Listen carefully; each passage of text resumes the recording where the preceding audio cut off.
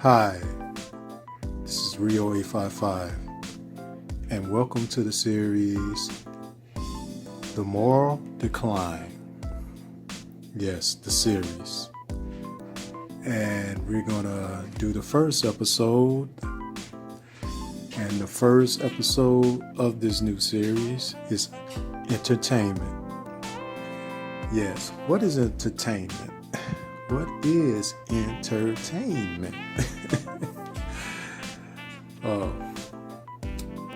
As the Webster Dictionary said, the definition is amusement or diversion provided especially by performers.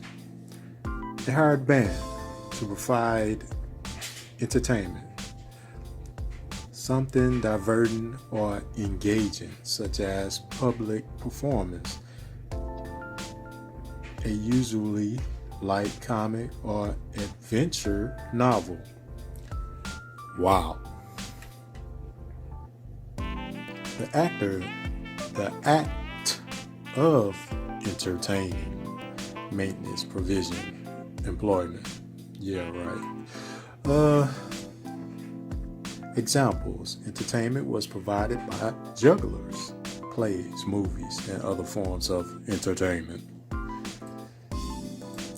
Wow.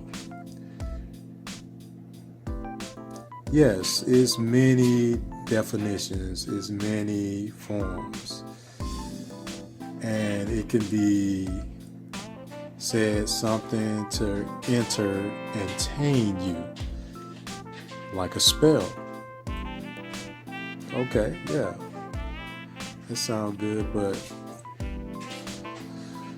we know that entertainment is basically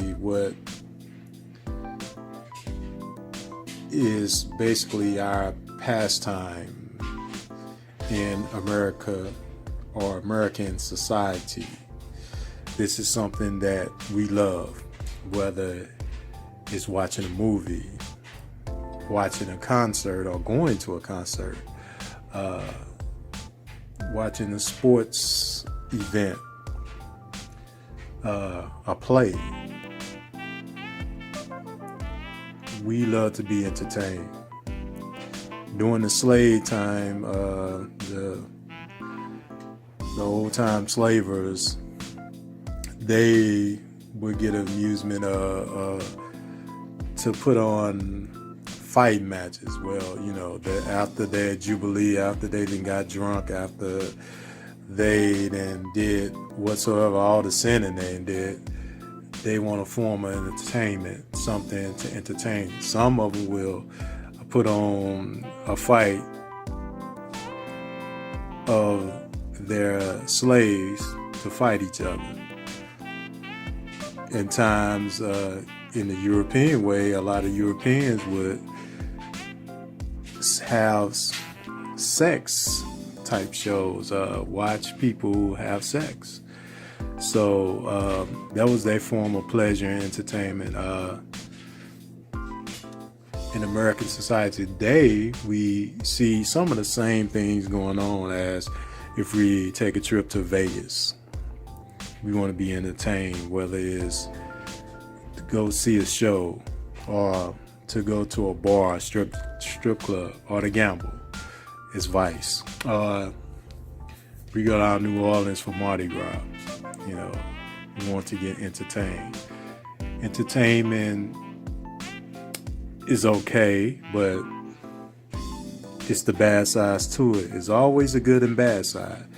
And the bad sides of it is the negativity, as we see today, and examples of some of our favorite TV shows. For example, look at the show Power. It's one of the number one cable shows on TV, especially with African American society, as that's where I'm gonna put it. But it's more of a negative show. Yeah, it's It's more negativity to it. It's right in our face. And some of the other biggest shows on TV as we look, shows like The Voice, American Idol, Survivor, The Simpsons. What's positive about that? All got negative aspects. And it also has a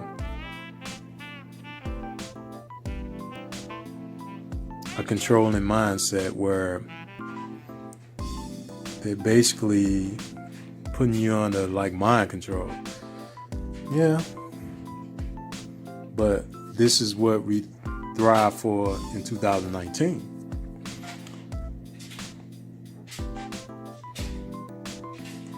In the past, let's go back in the 60s. Some of the biggest shows at that time was like Leave It to Beaver, Andy Griffith, or Changing Prospects. Later on, you had the Mod Squad, or Dick Van Dyke.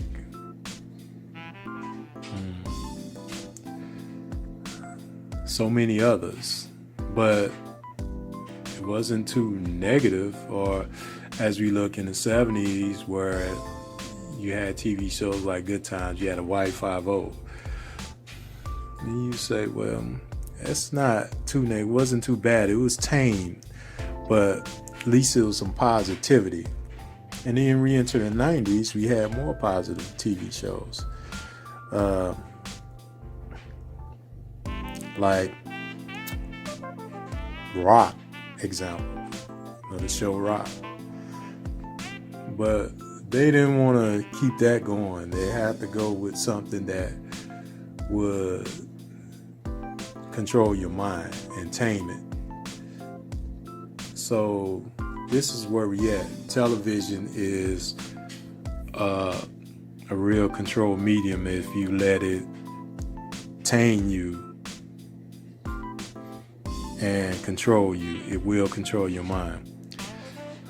So let's go on to sports. Sports is another form of entertainment.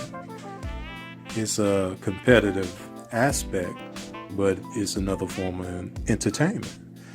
As we look, during the golden days of sports, it was used, competitive to entertain. You going back to the Roman days where they would, or the Roman Greco days, as I say, they would fight to kill, gladiators, and people would die. But that was their form of entertainment. Or throwing Christians to the lion. They was so bored. This is what they wanted to do. So, in the American aspect of the modern day era, just say in the 1900s, it was the most popular sports in the world. The two most popular sports during the early 1900s was wrestling and boxing. Yeah, wrestling and boxing. Going into the decade, you had John L. Sullivan as the champ, but then you had African American Jack Johnson, but they hate to see a black man beat up on a white man. They didn't like that. They liked seeing this black strong man, but they didn't get too hot when he was beating up on a white guy. Yeah. Then you had in wrestling, you had Frank Gotch. Yeah. But you had to up the ante. So enter football, basketball, and then baseball. Baseball was before those. And baseball was the most popular sport of all. The two I said was boxing and wrestling. They was big at the time, but baseball was numero uno. But in 1919, they fixed the World Series. The White Sox and the Reds, Cincinnati Reds. Yeah. On the Ross team.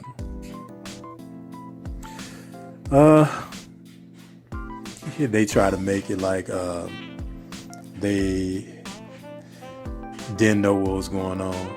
Sure. In any sport, the bottom line is money. Old Comiskey was so cheap he didn't want to pay his players, so he wanted a 9-game World Series instead of 7 for he can make money.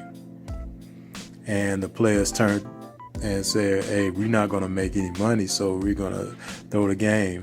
Whether 8 men was in it, whether it's true or false, hey, this is what they did. Then he brought in a crooked judge to oversee baseball as one of the first commissioners of the sport. That don't stop people from betting on the game, and that don't stop rigged sporting event. It just make it look legitimate. But here we go. Let's make it more exciting. Let's make it a great event again, from the World Series. As they had it in baseball. The heavyweight champion. Football. Wrestling, they had to get even slicker and make it more of sports entertainment, but still didn't tell anybody that it was sports entertainment. They hid it for years. So let's go to the modern day era of the 60s, where the Super Bowl entered. So you had Super Bowl, World Series, the basketball championship, the heavyweight champion, all that. So they have to get more and more feistier, spunkier, more and more smarter to make things work. Because we know for a fact that a lot of these games are rigged, but also you have point spread on a lot of those games. A lot of Italians who betted or created point shaving. This is another way to make money. You look at Super Bowl III with the Colts and the Jets and Joe Namath. That made Joe Namath a star. Sorry. And I don't know if the Super Bowl was rigged or not. I can't say, but we know that it drew people into the Super Bowl because Super Bowl I and II people was not watching. Super Bowl III people started tuning in. But the event came big with Super Bowl X, Dallas and Pittsburgh. You have 80 million people watching. It became a game, a show, an event. And let's rewind to today. That's what it is now, an event. I don't think people really care about the game because the game can be rigged. And we see now that all it is a game.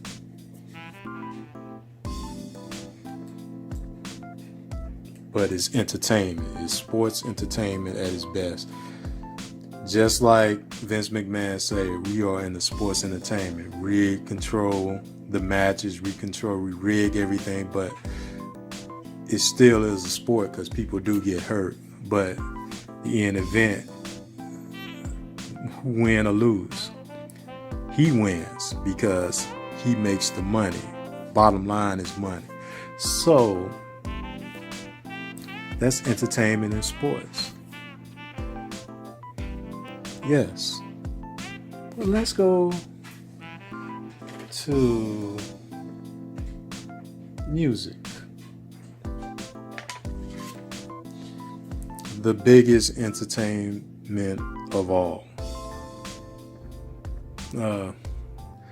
Music.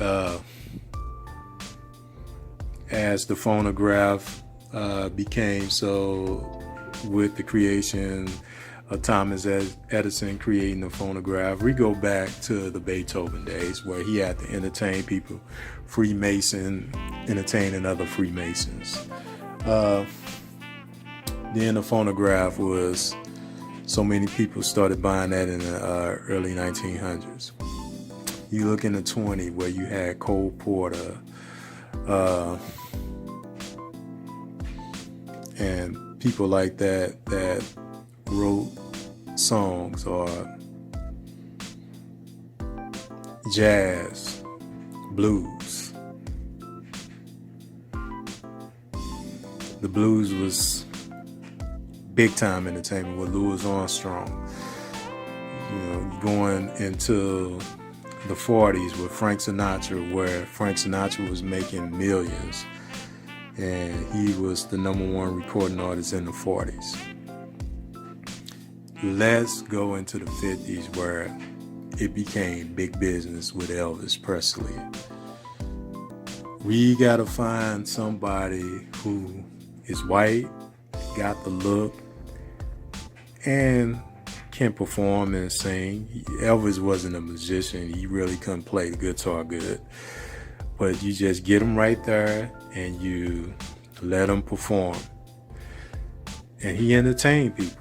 He wasn't a songwriter. He couldn't write a song. He wasn't any type of artist. He was there more of a puppeteer to entertain. He had a good voice. But that's what he was there for, to entertain people. And he made a lot of money, and people around him made a lot of money, and the industry blew up. In the 60s came the Beatles. Beatles could write songs. They couldn't dance. They could sing okay. They really didn't have great voices. Can hold notes. Paul McCartney had a decent voice, but they had great music, and they had a damn great producer, which I think he was the genius of the band, the producer, because in concert, really, it wasn't that great. I like their music, I do, I admit it, but it was part of that entertainment to tame you, and it really. Beatles could have came out years ago, in like 61 or 60. They debuted the Beatles right after John Kennedy died. This was really Control the Minds, and it worked. You enter later in the 70s, which is probably the most creative part of the music realm, but you still need groups to lead it. And in popular culture, Led Zeppelin was the group of the 70s. That's in popular culture.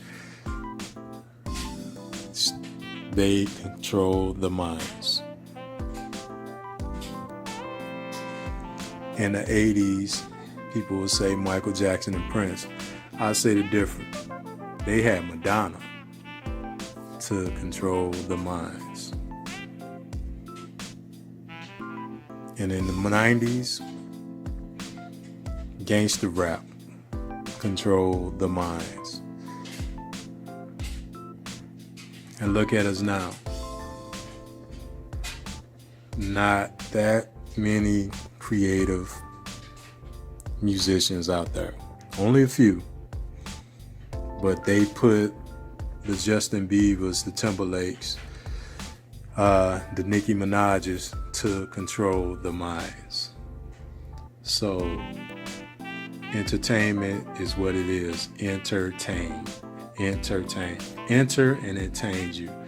But they're going to make sure they're going to have the #1 singers and performers that or mindless to put you under the mind control, put you under the spell. Because anybody that's righteous and mean well and is telling the truth, they make sure they are not going to promote them, especially in this day.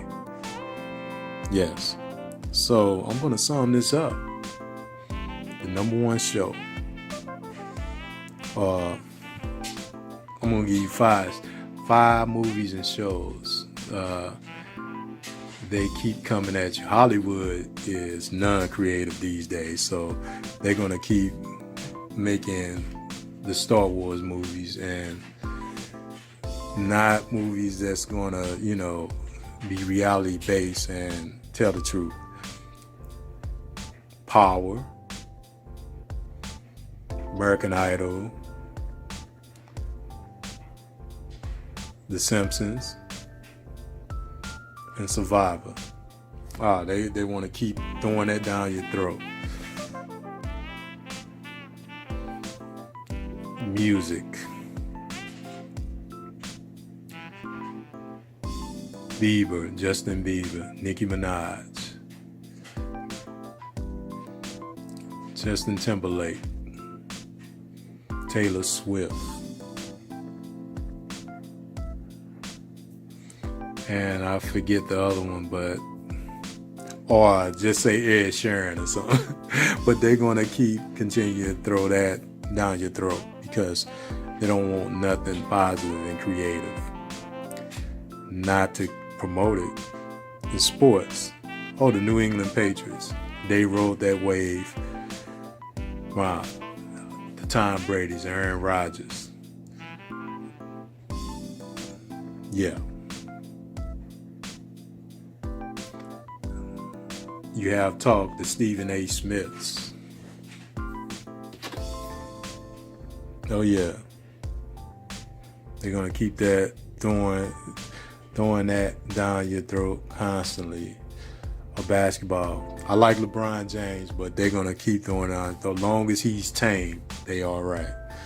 I like Shaq okay at a point, but we know Shaq a Freemason, but they're gonna keep throwing that down your throat. Baseball is a local thing, so they don't promote that, but it's not going out of business no time soon. Hockey is not going out of business no time soon. But this is what entertainment is. And this is what they're going to keep promoting and throwing down your throat. Nothing positive. Nobody's telling the truth. You're not going to have another Muhammad Ali anymore. That's a rebel athlete. Not Mike Tyson. They love the Mike Tyson that's tame now, but they didn't like the bull Mike Tyson. Nobody that Jim Brown, when he was a bull, or Bernie Casey, as long as they tame, they okay. No, they don't want a person like Prince, or who was telling like it is, or a Stevie Wonder who was telling like it is. They want the tame versions of that. Or the New York-based films was coming out in the 70s. They do not want that. They got you where they want you. They got you under control, and they got you tame. They got you tame, as I say. That sums up entertainment. And that's the first episode of The Moral Decline. And entertainment is a part of The Moral Decline. I'm still here. And I'm going to leave you with a clip.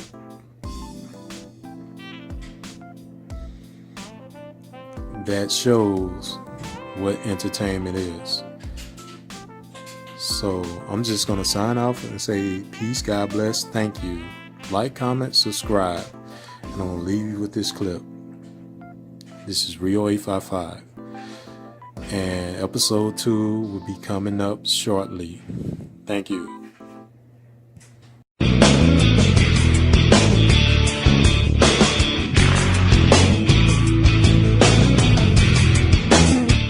Good evening, passengers. We are on our final approach to the Electric Pyramid, where your host Michael Parker will be joining you shortly. For the remainder of the flight, we ask that you keep your arms and legs inside the craft and your mind open, as we will encounter the turbulence of new ideas and fresh perspectives.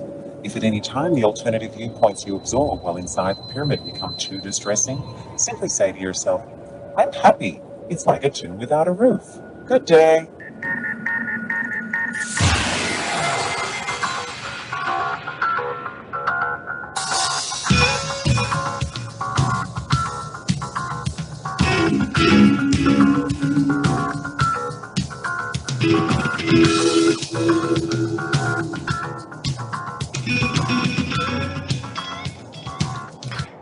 Greetings, truth seekers, paradigm busters, new world order, civil disobedience, freedom fighters, free thinkers, higher mammals, good people of all types. How's it going? My name is Michael Parker.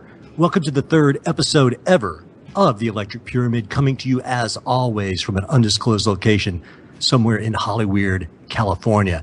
And tonight it is a full moon. It is Thursday, June the 12th here on the West Coast. It is Friday the 13th on the East Coast. And I think that's a good omen for the show that we're going to have tonight. I'd like to say hello to our good friend, confidant, and producer extreme superior, Mr. Joe Kiernan. How you doing, bro? I'm doing fantastic. I don't know how I could live up to my own intro right there. You live up to it every time, man. I'm doing fantastic, man. It's a beautiful day, of course, like every other one. Friday the 13th, full moon. It's a gorgeous night here on the East Coast. And I can't ask for much more. Everything's fantastic, brother. It's a beautiful night here on the West Coast, and the fact that it's Friday the 13th and a full moon really does bode well for our show tonight, because in just a few minutes, we're going to be joined by Dave McGowan, who is an author who's written this tremendous book, Weird Scenes Inside the Canyon. And there's going to be a lot of occult overtones in that that are kind of wild and crazy. So I think it's a good omen. But before we get to that, I wanted to mention a couple of things.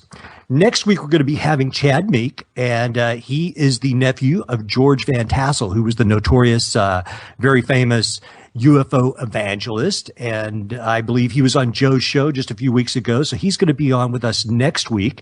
And in the week after that, the 26th, we have Robert W. Sullivan IV. We're going to be talking about Freemasonry and esoteric symbolism. Then the week after that, we're going to be joined by an old friend of mine that I have not seen in a long time, and he is an excellent musical artist. He does kind of a mixed media avant jazz rock kind of thing called The Grassy Knoll. His name is Nolan Green. He's getting ready to do a new record featuring even Vernon Reid from Living Colour. So he's going to be on. We're going to be talking about the future of the music business and how people are making records these days. But before we get into that, I saw this one story today, and I was like, you know what? People can throw the old CT around, the conspiracy theory around, but this is just something I want to put on our radars, no pun intended, for us to kind of continue to think about over the next couple of weeks. After Malaysia 370, which, come on, let's be honest, nobody knows where this thing is to this day. And supposedly on that plane, there were 20 employees of a Texas-based software company that was dealing with cloaking software. Now, listen, that may have nothing to do with it. I'm just putting it out there. Many people have already talked about this, but I saw this article today, which interests me, and this was on RT Russia Times, and it's entitled, Unprecedented 13 Aircraft Mysteriously Disappear from Radars in the Heart of Europe. A total of 13 aircraft suddenly vanished off radars for about 25 minutes on two occasions over Austria and neighboring countries, Austria's Flight Safety Monitor said. They're calling for an EU probe on this. They're saying this is unprecedented. And this happened twice. This happened on controller screens in Austria on June the 5th and June 10th for 25 minutes each time. Now, Austria's Flight Safety Organization, they will not tell us what types of planes these are. They are hinting at the fact that these could be passenger planes, but they're not saying what type of planes they were. They're not saying the exact location, the height of the planes, but they disappeared off of radar. And not only did they disappear off Austria radar, but they were also traffic issues regarding those same planes in Germany and the Czech Republic. So I'm just putting this out there. I mean, to me, I do not know what it means, but I know I trust my gut. And when I read stories and do not mention them on the show, later it kind of bites me in the behind, like thinking, gosh, I should have mentioned that. This is just interesting to me. It's very strange. They are stressing that at no times were any of the planes in danger, as extra air traffic controllers were immediately called into their posts and emergency measures were brought in. Okay, well, but they still disappeared twice for 25 minutes. So I'm just putting it out there because I find it interesting, and gosh knows what that ultimately means. Well, where do these, how do they make any suggestions as to how they just disappear from radar? That's what I want to know. I mean, they really have no plausible explanation at all. It's, I think that they can no longer hide from answering these questions because it's agreed. It's we're coming to that age of technology where people have 3 or 4 different flight trackers themselves and can check different networks and various ways to look into them themselves. And this is turning up more and more. And with the whole plane flight missing, full of passengers, that's incredible to me that nothing has turned up yet about that. I mean, really nothing plausible has come up. And yet. Guess what? I read today that the Wall Street Journal says that the families of those flight members are now going to get $50,000 each as kind of an interim compensation, as if your family members, could somehow be, the $50K. Oh, that's going to make a lot of difference. Yeah, they don't know what happened to this plane. And here's the other thing. I will go out on that limb just a little bit. I find it hard to believe, like I think that you were just inferring, that this plane could just disappear. I mean, this plane disappeared on March 8th. And in the day and age of the NSA and the CIA and all these alphabet soup societies listening in on everything we do, everywhere we go. Yeah. You're telling me that nobody has a clue where this plane is to this date? I don't buy it. And when I see something like this makes me think, well, wait a minute. So are we maybe testing something? I don't know. I know a lot of people go, Michael, that's wacky. And maybe it is. I'm just putting it out there. I find it interesting. They do say, they cited an unnamed expert as saying the problem was most likely to do with interference between the aircraft transponders and the ground. Well, no doubt. I mean, it's like, right? Okay. But still, that doesn't tell us much. And the fact that it happened twice for the same amount of time, and we're talking about 13 aircraft, I consider that extremely significant and very concerning. Joe, are you still there? I am indeed. Okay, cool. So anyway, I just wanted to put that out there. Keep it on your radar. Here again, no pun intended. Sorry about that. It's terrible. I'm just really blown away about even the $50K offer, because I was just sitting here thinking that I had heard in the past when families in previous occasions with planes that various ends had come to them, where there was even clauses with the acceptance of money, that basically a gag order. That, sure. Just you take this and just walk away from it. It's over, and that's what it is. And unfortunately, most people can't say no to the money. I'm sure in Southeast Asia, $50K gets you pretty far. Right. And I'm sorry, I didn't mean to belittle those families. Listen, no, I'm with you. I know there was a lot of prominent people on there as well. Yeah. And you know what? They should take the $50K, and they should, depending on what the paperwork says, and you're right, it is probably some type of just cheap ticket to get them to try to walk away as much as possible. I didn't get to read the entire article, but still, if I was them, yeah, give me the $50K, and I'm still going to raise a big stink, because my loved one was on that plane. You've offered me no information whatsoever that's turned out to be credible as to where and what happened to these people. Not to mention, they completely dragged those pilots through the mud, initially, because as they do when these types of things happen, it's like they try to, we don't really have an answer, so it must have been the pilot's fault, and perhaps the older one was up to something. And listen, he may have been, but guess what? We do not know. And now the families of those pilots, although they were saying the younger, I guess the lieutenant pilot or assistant pilot, second officer, whatever they call him, perhaps maybe he was trying to do something to avert this. I mean, this has been so many weeks now, I forget what all the details were, and they were changing day to day to day. But, they were initially kind of trashing those guys as well. Yeah, that's too bad. So, yeah, it is. And I didn't mean to bring everybody down, but I found that interesting. And when I see stuff like this, it just makes me wonder. And I'm going to keep an eye on that. I mean, I think I live in the day and age where I almost you have to be careful to make any mistakes. It's like everything's on camera. You're recorded, whether audio or video, and we know this because the damnedest footage comes up of the strangest things. That's right. And it's just, how does a plane just disappear go away? It's impossible for that to happen. I think that there are many answers that are known and they're not being put forth. It's my personal opinion. I agree. I believe someone has to know what's up with that. And, listen, that brings us into territory where people are going, you guys, you're just up to your conspiracy theories or what have you. But listen, I just find it hard to believe that we have no clue. But then at the same time, apparently we have no clue. So I don't know where the plane is. God bless the families. I feel for them. Oh, yeah. And, that's that. So I'll continue to look into this story. I only saw it in Russia Times today. And you know what? Russia Times, RT, man, they do a pretty good job.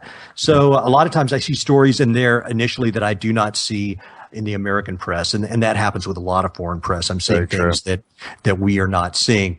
But so that brings us up to almost 13, 14, 15 after the hour. Tonight's guest, Dave McGowan. I'm very excited about this show, Joe, and I think you are too, because you and I have had conversations about this earlier. And indeed, I am. Yeah, we're both rock and roll fans, and this book. I mean, I've heard things to this angle before, but what we're talking about, for those of you who do not live in Los Angeles, there is an area within Hollywood in Los Angeles that is called Laurel Canyon. And as a kid, I used to read about Laurel Canyon in Rolling Stone and just think, wow, how cool would that be, man? You go out there and you hang out with rock stars, and even the governor's hanging out there, and it just seemed like a party. And I mean, who wouldn't want that? Swimming pools, pretty girls, rock and roll, California, Laurel Canyon. Who would not want to be part of that? And so I've always had a romantic notion of Laurel Canyon. Now, I have been out here for quite some time, and, it's still very beautiful to me. It's still very interesting. I've heard a lot of different stories over the years, so it does have a little bit of a darker edge to me, but I still like it. And so tonight, our guest in just a moment is going to talk about some of the stories of the rock and roll bands that appeared almost overnight out of the Laurel Canyon scene in the late 60s through the early 70s. And I've got to tell you, before Dave even gets on, I was a bit skeptical going into this because in most rock and roll stories, you've got some drug overdoses and some tragedies and this, that, and the other thing. But in the stories that you're going to hear tonight, it is just filled with synchronicities and coincidences that seem to kind of bar belief. So I'm looking forward to this. We're going to hear about the Doors. We'll hear about Steppenwolf. We'll hear about the Beach Boys, Crosby, Stills, Nash and Young, Buffalo Springfield. We've got an echo in here. I can hear. I believe the Byrds. Dave has joined us. Mike? Dave, are you with us already? Yeah, I am now. My sound was kind of off there for a few seconds, but it seems okay now. Yep, just a little bit, I think, as we were connecting there, but you do sound good. Greetings, Dave. Well, I appreciate you coming on the show tonight. I've been reading the book. I'm very excited to have you on here. I've been listening to some of your interviews with other radio hosts as well.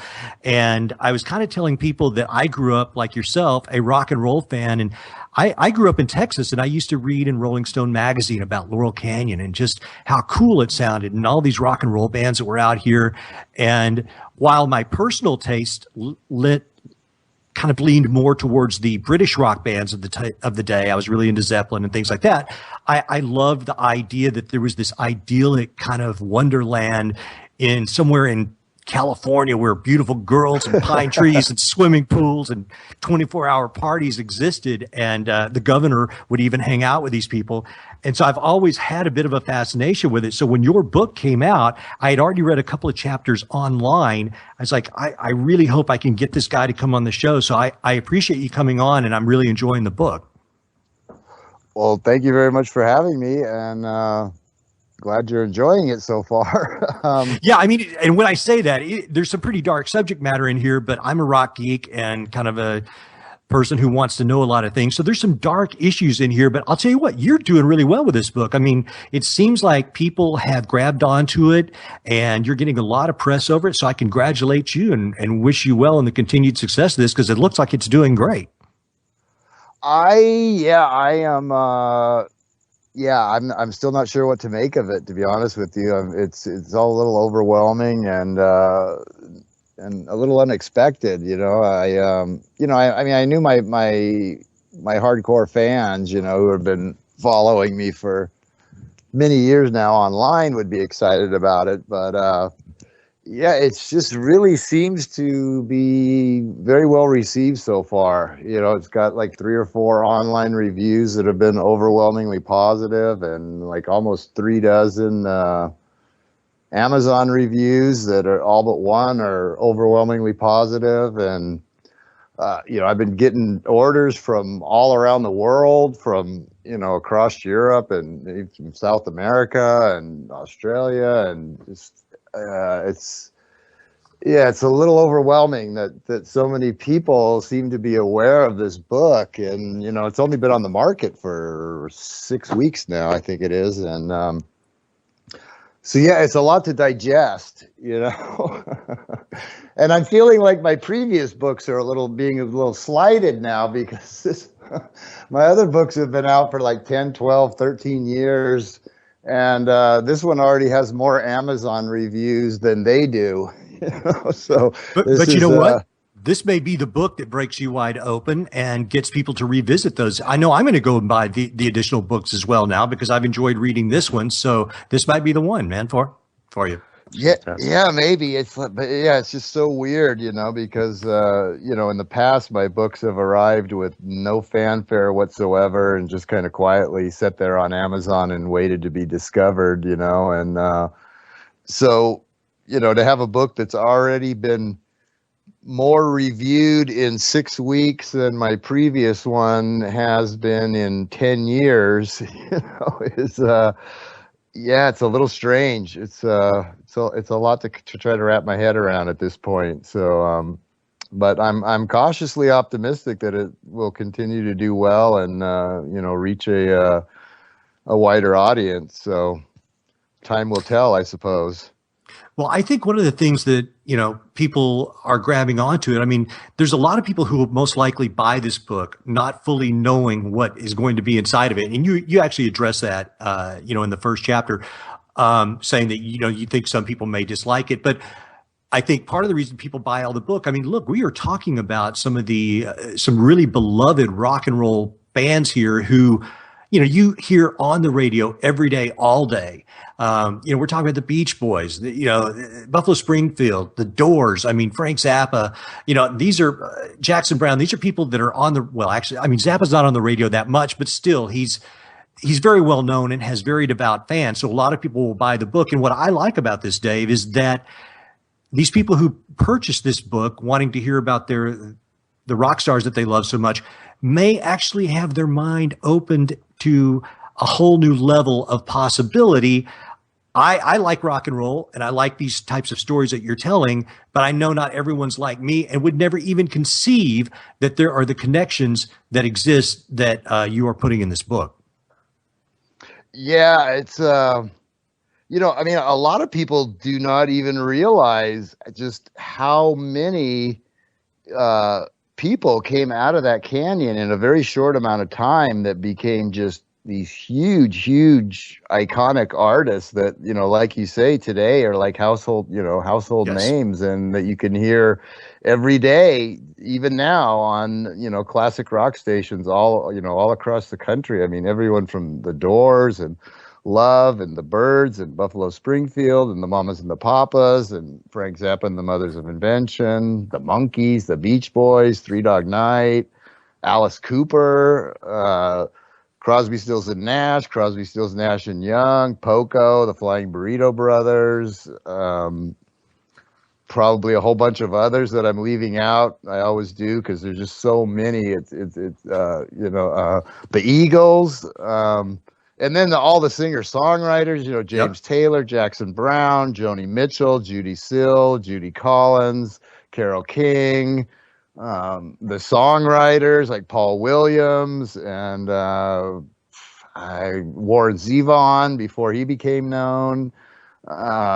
Just an amazing array of artists that came out of there, and to this day, the people just revere these people. They're still very much iconic figures, and there's a tremendous amount of interest in them, and so there's no doubt in my mind that a percentage of the people that stumble across this book are aren't going to find it that it's exactly what they think it is, right? And because in the past, my books, there hasn't been a lot of mystery, and if you look at my previous titles on like Amazon, in the section where it says like people who shop for this book also looked at, and there are all these conspiracy titles, but with this one, there's some of that, but also you'll see in there, that people that looked at this book also were looking at Michael Walker's Laurel Canyon or Barney Hoskins' Hotel California or Harvey Kaepernick's Canyon of Dreams, the more mainstream tellings of the Laurel Canyon story. So, yeah, some of the people that get it might be in for a bit of a shock. And, some of them will find it very intriguing, very interesting. And, some of them will probably be prone to dismiss it, especially the people that really don't want to let go of their idols, Sure. And so, yeah, we'll it's... Are the monkeys not real? Is that what And well, then, the of course, monkeys are stealing my dreams. There's also the Charles Manson thing. Charles Manson weaves his way through this entire storyline, and there is still to this day just intense fascination with Charles Manson. You could fill a whole section of a bookstore with everything that's been written already on him, and people just can't get enough. This is true. So in addition to my usual audience, there's a huge potential audience of people who, are interested in one or more of the artists, that were involved in the scene. And then, the serial killer Charles Manson type people that, can't get enough of that. So, there's a huge potential, way more so than anything else I've ever done, for real crossover potential, with this book, and it just remains to be seen, how many hands it gets into, I guess. So, well, hopefully we'll entice some more people tonight to buy it. I want to jump right in because we've kind of told people a little bit about these rock stars that they're expecting to hear about, but they're probably saying, okay, Michael, but why is this interesting and why is it on your show? So I want to go all the way back to something that Dave, and I live here in LA. You and I discussed, the fact that we live in LA earlier today on the phone. And you know what? This Lookout Mountain Laboratory, Dave, we've got to talk about this because this is a strange facility that I had never heard of until I read your book. And when we start weaving all of these tales later in the show about potential ties to these rock stars, to military intelligence, covert ops, this to me is a good way to kind of get people hip to this idea that, look, Laurel Canyon was not just fairies and unicorns and rainbows and moonbeams and all that. Well, maybe there's some moonbeams, but let's talk about Lookout Mountain Laboratory. Explain to people what that was and how that came about. Yeah, I had never heard of it either. I've dug pretty deep into the conspiracy literature and, poked my head into some pretty dark corners. And sure. I had never seen or heard any mention of this facility that's, right here in the Laurel Canyon, right in the LA neighborhood, and that's one of the things that really inspired me to look into this whole story, was the reference to it that Michael Walker threw out in his Laurel Canyon book, and just kind of as a little throwaway fact. It was literally like one sentence. He was talking about something that didn't quite fit the hippie peace and love vibe.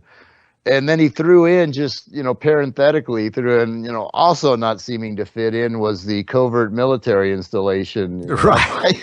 And then he just moved right on. And I'm like, whoa, dude, back up there. That's not the kind of thing you just toss on the table and then walk away from, That is not a crumb. Yeah, what are you talking about here? And so I started looking into it. And sure enough, there was indeed a covert military installation in full operation, beginning well before the 60s, music scene, and carrying on through at least until 1969, when it was officially decommissioned. But some reports claim that it was active even longer than that. But it absolutely was in operation during the canyon's heyday. From when the Byrds first kind of kicked off the folk rock revolution in 1965, I think, through at least 1969, and all of these hippie, peace, love, and understanding types just were all literally huddled around a covert military installation that officially, at least, served as a film studio. Right. A fully equipped, in-house, the only film studio in the world, reportedly, that had everything they needed, soup to nuts, to make films in-house without having to shop anything out. They had an animation department, special effects department, film vault, sound stages, audio facilities, just everything you could possibly need, state-of-the-art facility, hidden away in Laurel Canyon. And that at least was the official function, but it was kept so well hidden for so many years that, it's hard to say what else could have possibly been going on there. I mean, during the time it was in operation, it was completely unknown. And up until very recently, it was completely unknown, even within the conspiracy community. That's right.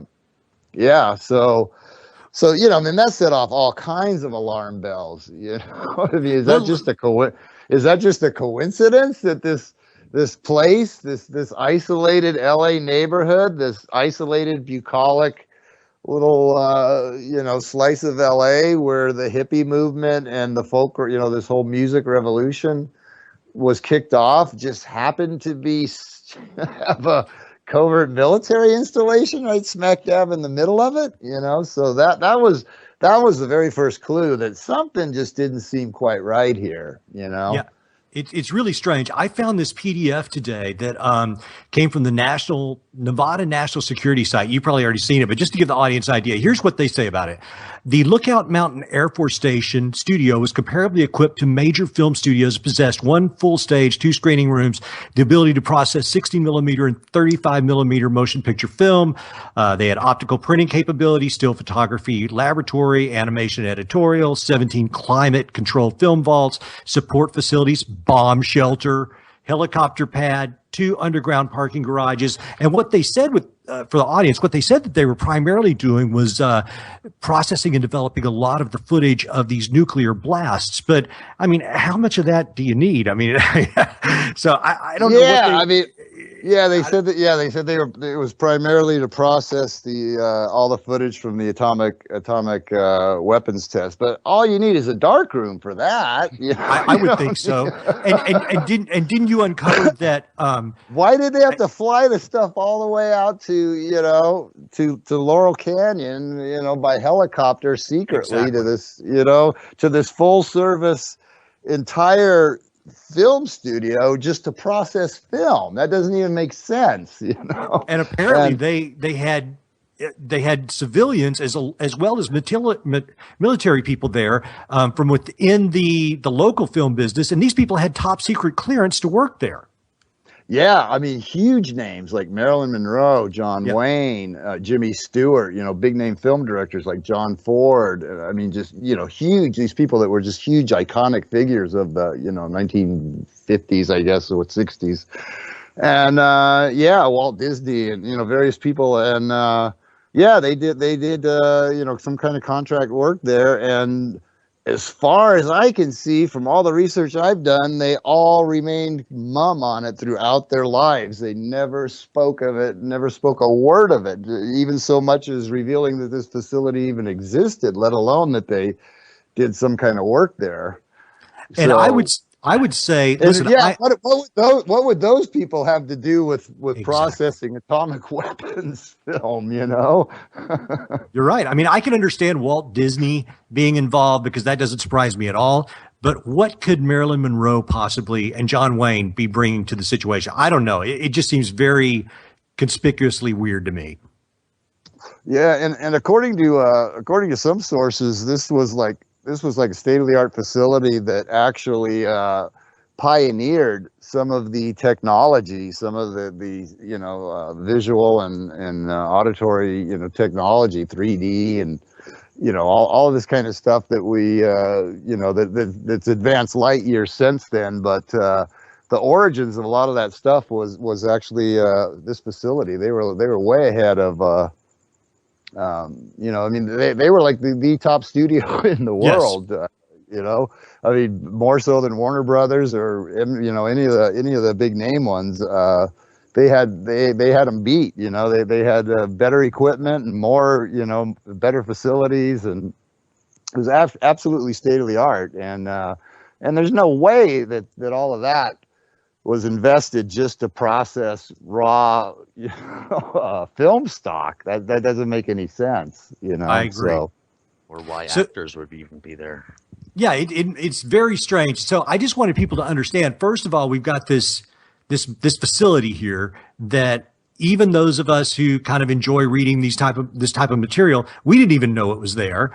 And so there's this kind of strange, deep, dark film facility that's 100,000 square feet on Lookout Mountain. So that's just a setup. So then we move to the 60s. And here again, Dave, I've got to commend you because you kind of address all of my skeptical aspects going into this, because I was talking to my wife about this, and one of the things that you cover over and over, and it's shocking because it keeps coming up, is how many of these young people who would go on to form these bands, and not just the rock musicians, but the actors as well, came from families that had direct contact with military intelligence of some sort. And, some people would say, well, wait a minute, we just had World War II. Couldn't it be that all of these kids, all these, Air Force, Army, Marine brats, surely they don't want to do what their parents did. They would want to, grow up and be beats, then rock and rollers, whatever was happening at that particular point in time, which I kind of get. But I think one of your quotes was, how many coincidences does it take to make a conspiracy? And maybe you could just run down for a second. I've got a list if you get tired and can't remember it, but tell how many of these people had these insane military pedigrees. Yeah, it's mind-boggling, and coupled with that, the fact that quite a few of them had past connections, and before they all arrived from various parts of the country, virtually simultaneously in Laurel Canyon, a lot of them had past connections, and Jim Morrison is probably the classic example, Yes. being that his dad was the U.S. Navy admiral who was directly overseeing the Gulf of Tonkin incident. He was the commanding officer of the ships involved in Tonkin Gulf, which of course was the incident that led directly to the Tonkin Gulf resolution and the first American boots on the ground, or the first official American boots on the ground, and ultimately resulted in 60,000 American casualties and several million Vietnamese and Cambodian casualties, and he was a key player in orchestrating that whole incident that garnered the support of the American people for a full-on war. And virtually simultaneously, here's his son arriving on the scene on Sunset Strip, Laurel Canyon scene as this huge icon of the anti-war movement. And Yes. there's a huge irony there, obviously. And yes, the argument that I always get is, well, that's perfectly natural. These people were rebelling against their parents, but just the sheer number of them, you have Frank Zappa, whose father was a chemical warfare engineer originally assigned to the Edgewood Arsenal. Frank Zappa was actually born on the base and went to school there, lived there in military housing, spent the first 7 years of his life at the Edgewood Arsenal, the home of U.S. chemical warfare. And his wife, formerly Gail Sloatman, was a Navy brat. Her dad was a naval intelligence officer. She came from a long line of naval officers. And she actually knew Jim Morrison. They knew each other when they were kids through Navy officer circles, and actually attended the same naval kindergarten together. And according to legend, she once smacked him over the head with like a hammer or something when they were like 5 years old. And and then these same two people, like, literally almost simultaneously arrive in Laurel Canyon. He as this fully formed rock icon, and she as the wife of another hugely influential rock icon, Frank Zappa. And Frank Zappa's manager was this guy, very shadowy guy named Herb Cohen, who had a history of weapons trafficking and being in the parts of the world where he really shouldn't have been when he was. He had a history that was strongly suggestive of an intelligence background. Who was his manager, and his cousin just happened to be Howard Kalin, who also happened to take up residence in Laurel Canyon at the very same time, and who also just happened to front a wildly successful rock band known as the Turtles, which was another one. So you have these three of the biggest name frontmen that come out of this canyon virtually simultaneously, all having these curious past connections and all coming from the same sort of background, Well, and let me throw in Papa John Phillips, because didn't he cross paths with Morrison at one point as well? He and Mama Cass, I think, attended high school with Morrison. I think you bring up. I'm not sure if they did. They all kind of spent time in the Washington D.C. area. Phillips and Cass, a lot of these people came out of the Washington D.C. A disproportionate number of these people just happened to come out of the Washington D.C. area. John Phillips and Mama Cass being a couple of them. I think Peter Tork of the Monkees was another one, and I don't know, several others. But Micah in the chat room had posted that Marilyn Monroe, aka Norma Jean, was working in a military factory in California when she was discovered. Interesting. I wonder if it's one of the possible. Same. Maybe. Well, that actually. Go ahead. I'm sorry. Oh no, I was going to say, you had brought up John Phillips. I was going to mention his family background. Please. So, yeah, his father was a career Marine Corps officer, and his mother, his sister, and his first wife were all three career employees of the Defense Department, worked out of the Pentagon. And not only that, but his first wife was Susie Adams, who was a direct descendant of John Adams, second president of the United States. So, that's another theme that runs through the book, is sort of these, I don't know what you call them, bloodline families that go back to like the founding of the country. David Crosby being another one, Graham Parsons. Quite a few of these people come from these like blue blood families that have wielded considerable power in this country for 200 plus years. So, you know, that's John Phillips' background. And, you know, there's all kinds of other ones. You know, Stephen Still's father was some sort of a mercenary who did a lot of contract work down in various hotspots in Central America. David Crosby's father did naval intelligence work during World War II. Jackson Browne was actually born on a military base in post-war Germany. All three of the guys from the band America were sons of Air Force officers who met on a base in England that was known for being something of an intelligence outpost. Who else? Emmylou Harris was from a career military family, spent her whole childhood, you know, jumping around from military base to military base around in and around Washington, D.C. Well, I think you also mentioned I'm sure a bunch of other ones that I'm forgetting. I mean, it's mind-boggling how many of them came from that background. It's just. But what were you going to say? Well, you know what? I'm going to back up a little bit because I was thinking about something else a second ago, because you said that a lot of these young actors of the time also had military backgrounds, which we'll touch on in a second. But I want to back up to Herb Cohen for a second, because being a rock and roll fan, I've read a few, you know, rock bios over my life, and but I was not a huge rock bio kind of guy. But I read No One Gets Out of Here Alive, you know, when I was in college and things like that. But one of the things that always struck me as weird, besides the fact about Morrison's father in the Gulf of Tonkin, was that Jimi Hendrix's manager, like Herb Cohen, seemed to come from this shadowy, and I'm a really big Hendrix fan, came from this shadowy background, and he was extorting money from Jimmy. I believe big time. Yeah, he was. And this guy was just no good, straight up. And there's possibly evidence that would point him as did he admit to Alan Douglas that he was involved in Jimmy's death?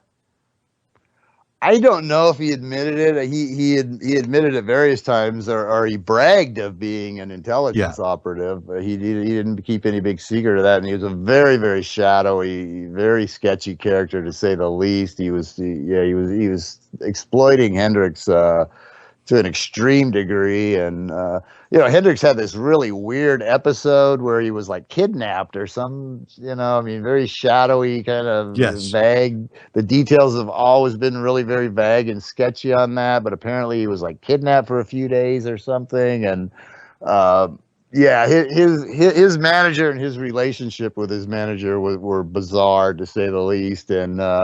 And Jeffrey ended up dead, not long after Hendrix, or he faked his death. Some people theorize, but it was a private plane crash, I believe, that supposedly took him out. And so yeah, you know, there was, and the gal that Hendrix was very closely associated with also ended up dead soon. Devon Monica Devon Williams or something like that, who got like tossed out the window of the Chelsea hotel, and you know, or supposedly jumped, you know. But yeah, I mean, there was a whole string of, in addition to Hendrix's own curious death, you know, there was and Danneman too. She ended up dead under, or was it Danneman that? Yeah, some other woman very closely connected to him. So yeah, there was a whole string of curious, you know, deaths connected to Hendrix, and yeah, his manager. There was definitely. His manager was seriously sketchy, to say the least, and he wasn't the only one. You know, him and Cohen. I mean, there was a lot of that going around. So, well, let me ask you this: something else strange that just showed up time and time again was the amount of suicides, or quote unquote suicides, that seemed to occur to the parents or surrounding families. And a lot of people go, "Okay, come on. You're talking about rock and roller suicide. What's the strange thing?" But it just seemed like a lot of their parents, of these musicians, their parents would commit suicide. Yeah, to a shocking degree. Yeah, a lot of these people came from homes that had been, were one or sometimes more than one parent had committed suicide. I mean, a lot of, yeah. I mean, I'm having, I think Chris Hillman might have been one of them, and I think Graham Parsons did.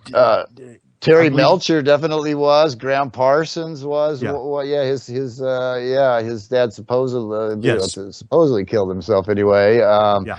Peter Fonda, two of Henry Fonda's, Wives.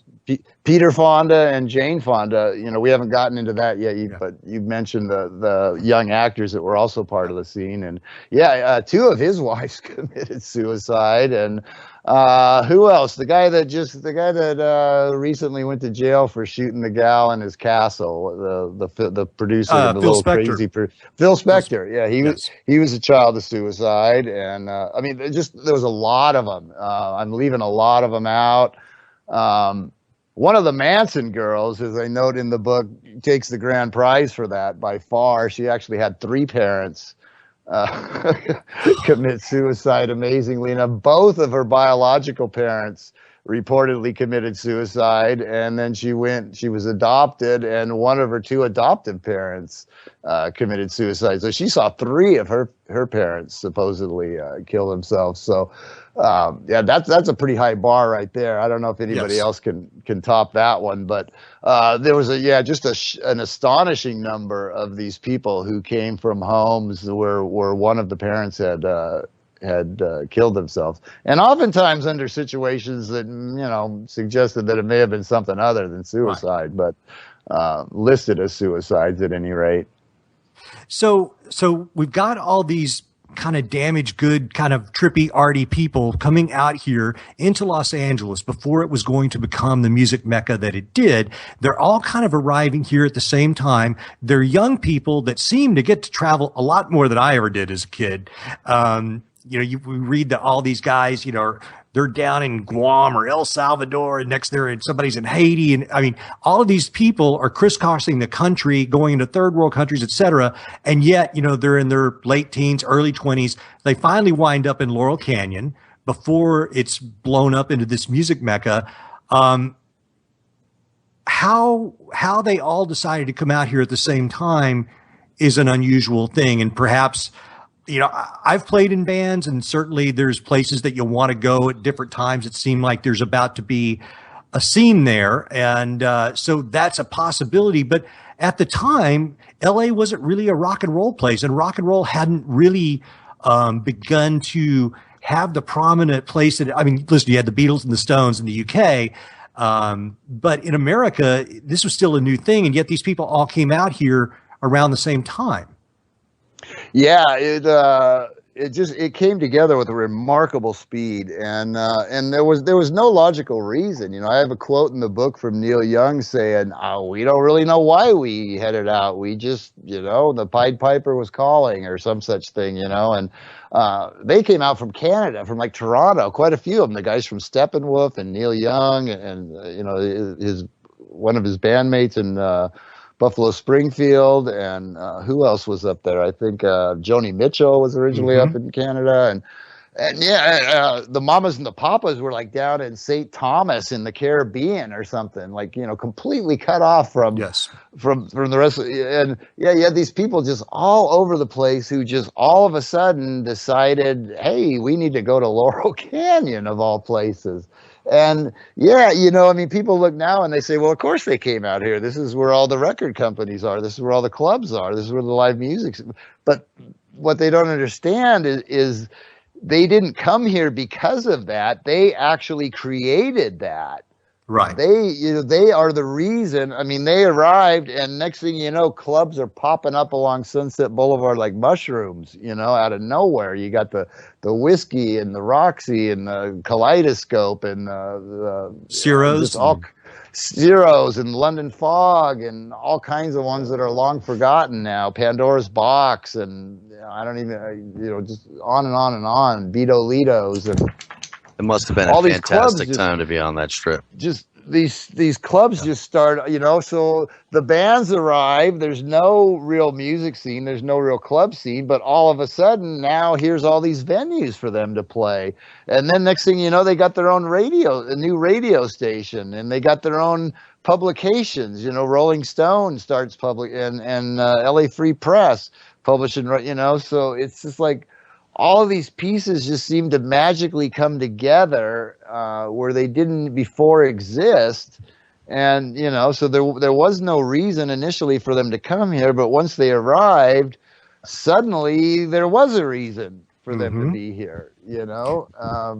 Well, it was all very odd. It was just a very odd series of events that all these people from all over I mean, not just all over the country, but even from out of the country, from Canada. John Kay and one of his bandmates came all the way from Nazi Germany to join the Laurel Canyon scene. You know, I mean, these people were coming from everywhere and congregating in this one isolated geographic area that initially there was absolutely no reason for them to be there, you know. And so yeah, it was very, very odd, very, very odd turn of events, to say the least. Well, let's use the Byrds as kind of a test case, because here's one of the things that was very strange to me when reading your book. Now, generally, when a rock and roll band forms, you know, you've got a group of people who've been trying to learn their instruments for a while, and occasionally you'll get a band who's maybe made up of people that are not technically gifted, like a punk band or what have you. But usually, a band is made up of people who've been in many bands before, and they've been trying to learn their instrument and their craft. And then once they get together, if they can stay together, then it's an uphill battle for a few years. You know, playing some clubs, trying to get booked in clubs, trying to get good enough to be professional, then to write some songs, and then try to get enough good songs to maybe put out an indie record or get on college radio. And then after that, you're trying to get a record deal with a major label. Long story short, this is a process that usually takes most bands, you know, several years. And yet, here's this band, the Byrds, who is the first band to break out of Laurel Canyon, and everything went down for them in a matter of months.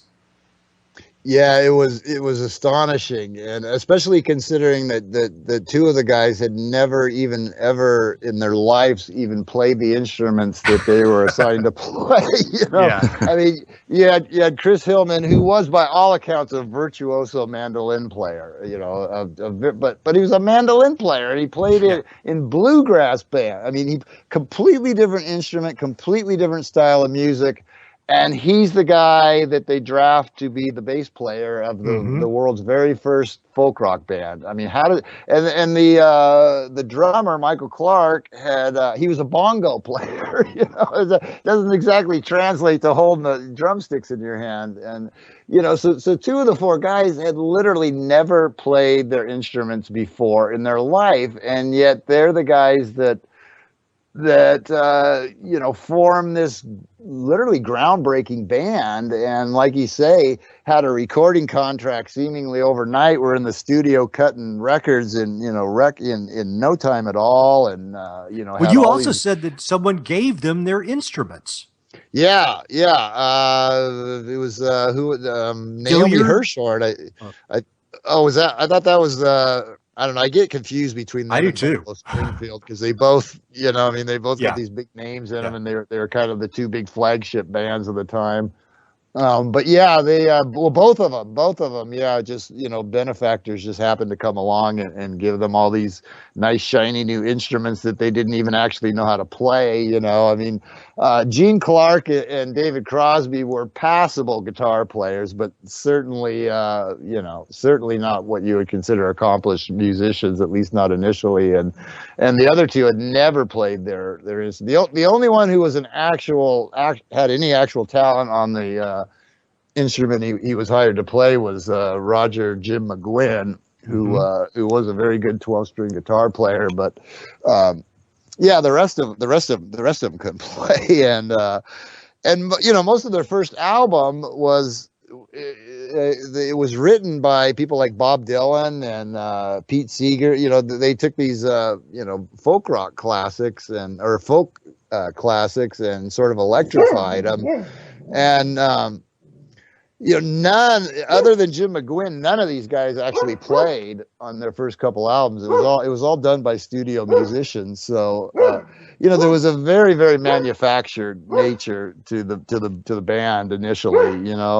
These people were literally cast more for looks than for their actual musical talents. And their first album was created by taking songs written by other people, having it performed by studio musicians, and then overdubbing some vocal harmonies from the actual band members. And gotcha. I tell you what, Dave, hang on just a second. I hear the music. I think we're going to take a break here at the top of the hour. But when we come back, we're going to have Dave McGowan back on and start looking at some of the actors and some of the remaining weird aspects of Laurel Canyon. This is Michael Parker, Electric Pyramid. Going to take a break.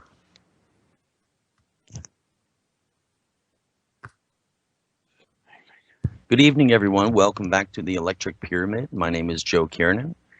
I would like to encourage everyone to head to Revolution Radio, freedomslips.com, where you could find many interesting things, including the chat room, which you'll find with a lot of fantastic, knowledgeable people, many discussions covering many different topics, and the same chat room is used, covering both Studio A and Studio B. There are shows running in concurrent conjecture all day long, all night long.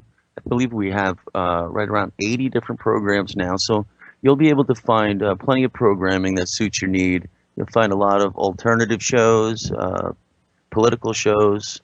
You might even hear some interesting things about military installations in Laurel Canyon. You just never know. Mm-hmm. While you're there, I would also like to encourage everyone and ask that you please kindly make your way to the donation button and just make a donation when you like a show. I encourage people to do it. It's very easy to do. If you listen to a show, you like it, you just throw a few dollars in the hat. It really does go a long way. And it all goes right to the station, and it allows us to increase the broadcast range and heighten the platform in which we can provide. And it all comes down to bringing the truth and the fantastic stories and interesting lost histories to everyone instead of the mainstream media where you're really not going to get anywhere. Without further ado, I'd like to bring back Mr. Michael Parker. But before I do, Michael, I have something for you here. I'm listening. Let's see. Good evening, passengers. We are on our final... You favor life, he sides with death. I straddled the fence, and my balls hurt. Mine too. Welcome to the show, Michael Parker. Thank you, Joe. That sounds like the inimitable Lizard King. That's as it the were. Lizard King right out of the Laurel Canyon. Yes, sir. I'll tell you what. You know what? That guy, highly entertaining. And I hate to say this, you guys, I'm not a huge Doors fan. I was not like Manzarek's kind of organ was not my thing. But here's the deal. Great rock and roll band. I mean, I would love to have been able to see the Doors back in the day because Jim Morrison, leather pants, crazy Dionysian tripper that he was, spouting this poetry and mysticism and just drinking whiskey and kicking butt. Man, that is rock and roll. I would have loved to have seen that. Me and you, I can't agree more, man. That was the scene. That was the scene, man. All great clubs on a Sunset Strip back then, and the West Coast is where the music was at. Indeed. The West was the best. And yeah, well, I'm not going to say still is. The East is pretty cool too. The East is a beast, East, man. But I've been out west too. I lived out there, but the East Coast is my home.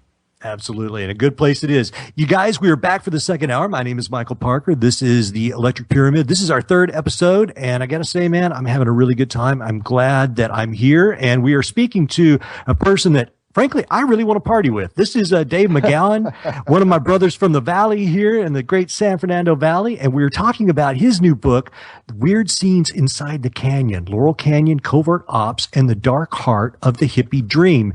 And Dave, when we left off, we were talking about the Byrds. And one of the things that, one of the people in the Byrds that I've never I've never known fully how to feel about this guy, David Crosby. And to me, he always kind of resembled some type of court jester. And then when I read what you've researched about this guy, I mean, he's got a very strange bloodline of all these very important people. And yet he's kind of this party rock and roll guy. Let's talk about David Crosby for a second. Yeah, he's got a very impressive bloodline. His full name is David Van Cortlandt Crosby, and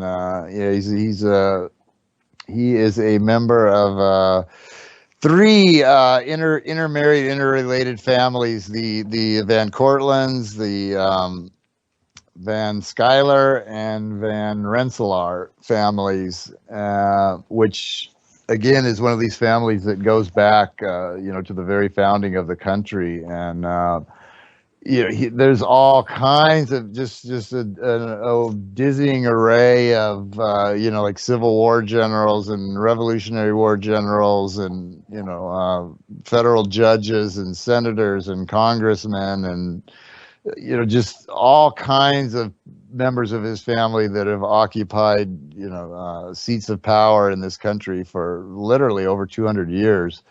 So yeah, he has a very, very, very impressive lineage, and he kind of took over the Byrds. It started out as like McGuinn and Clark as kind of a duo, and then they added Crosby, and then the next thing you know, they had added Clark and Hillman. And voila, they become the Byrds. And one of the things I was going to say, we were talking about kind of the manufactured nature of them. And one thing that surprises people is, that tends to surprise people, is when I toss out the monkeys, in the mix, or mention individual monkeys, and, people are kind of taken aback by that, like, that I'm treating them as if they're a real band and whatnot. But the reality is that they were very much a part of the Laurel Canyon scene. Yes.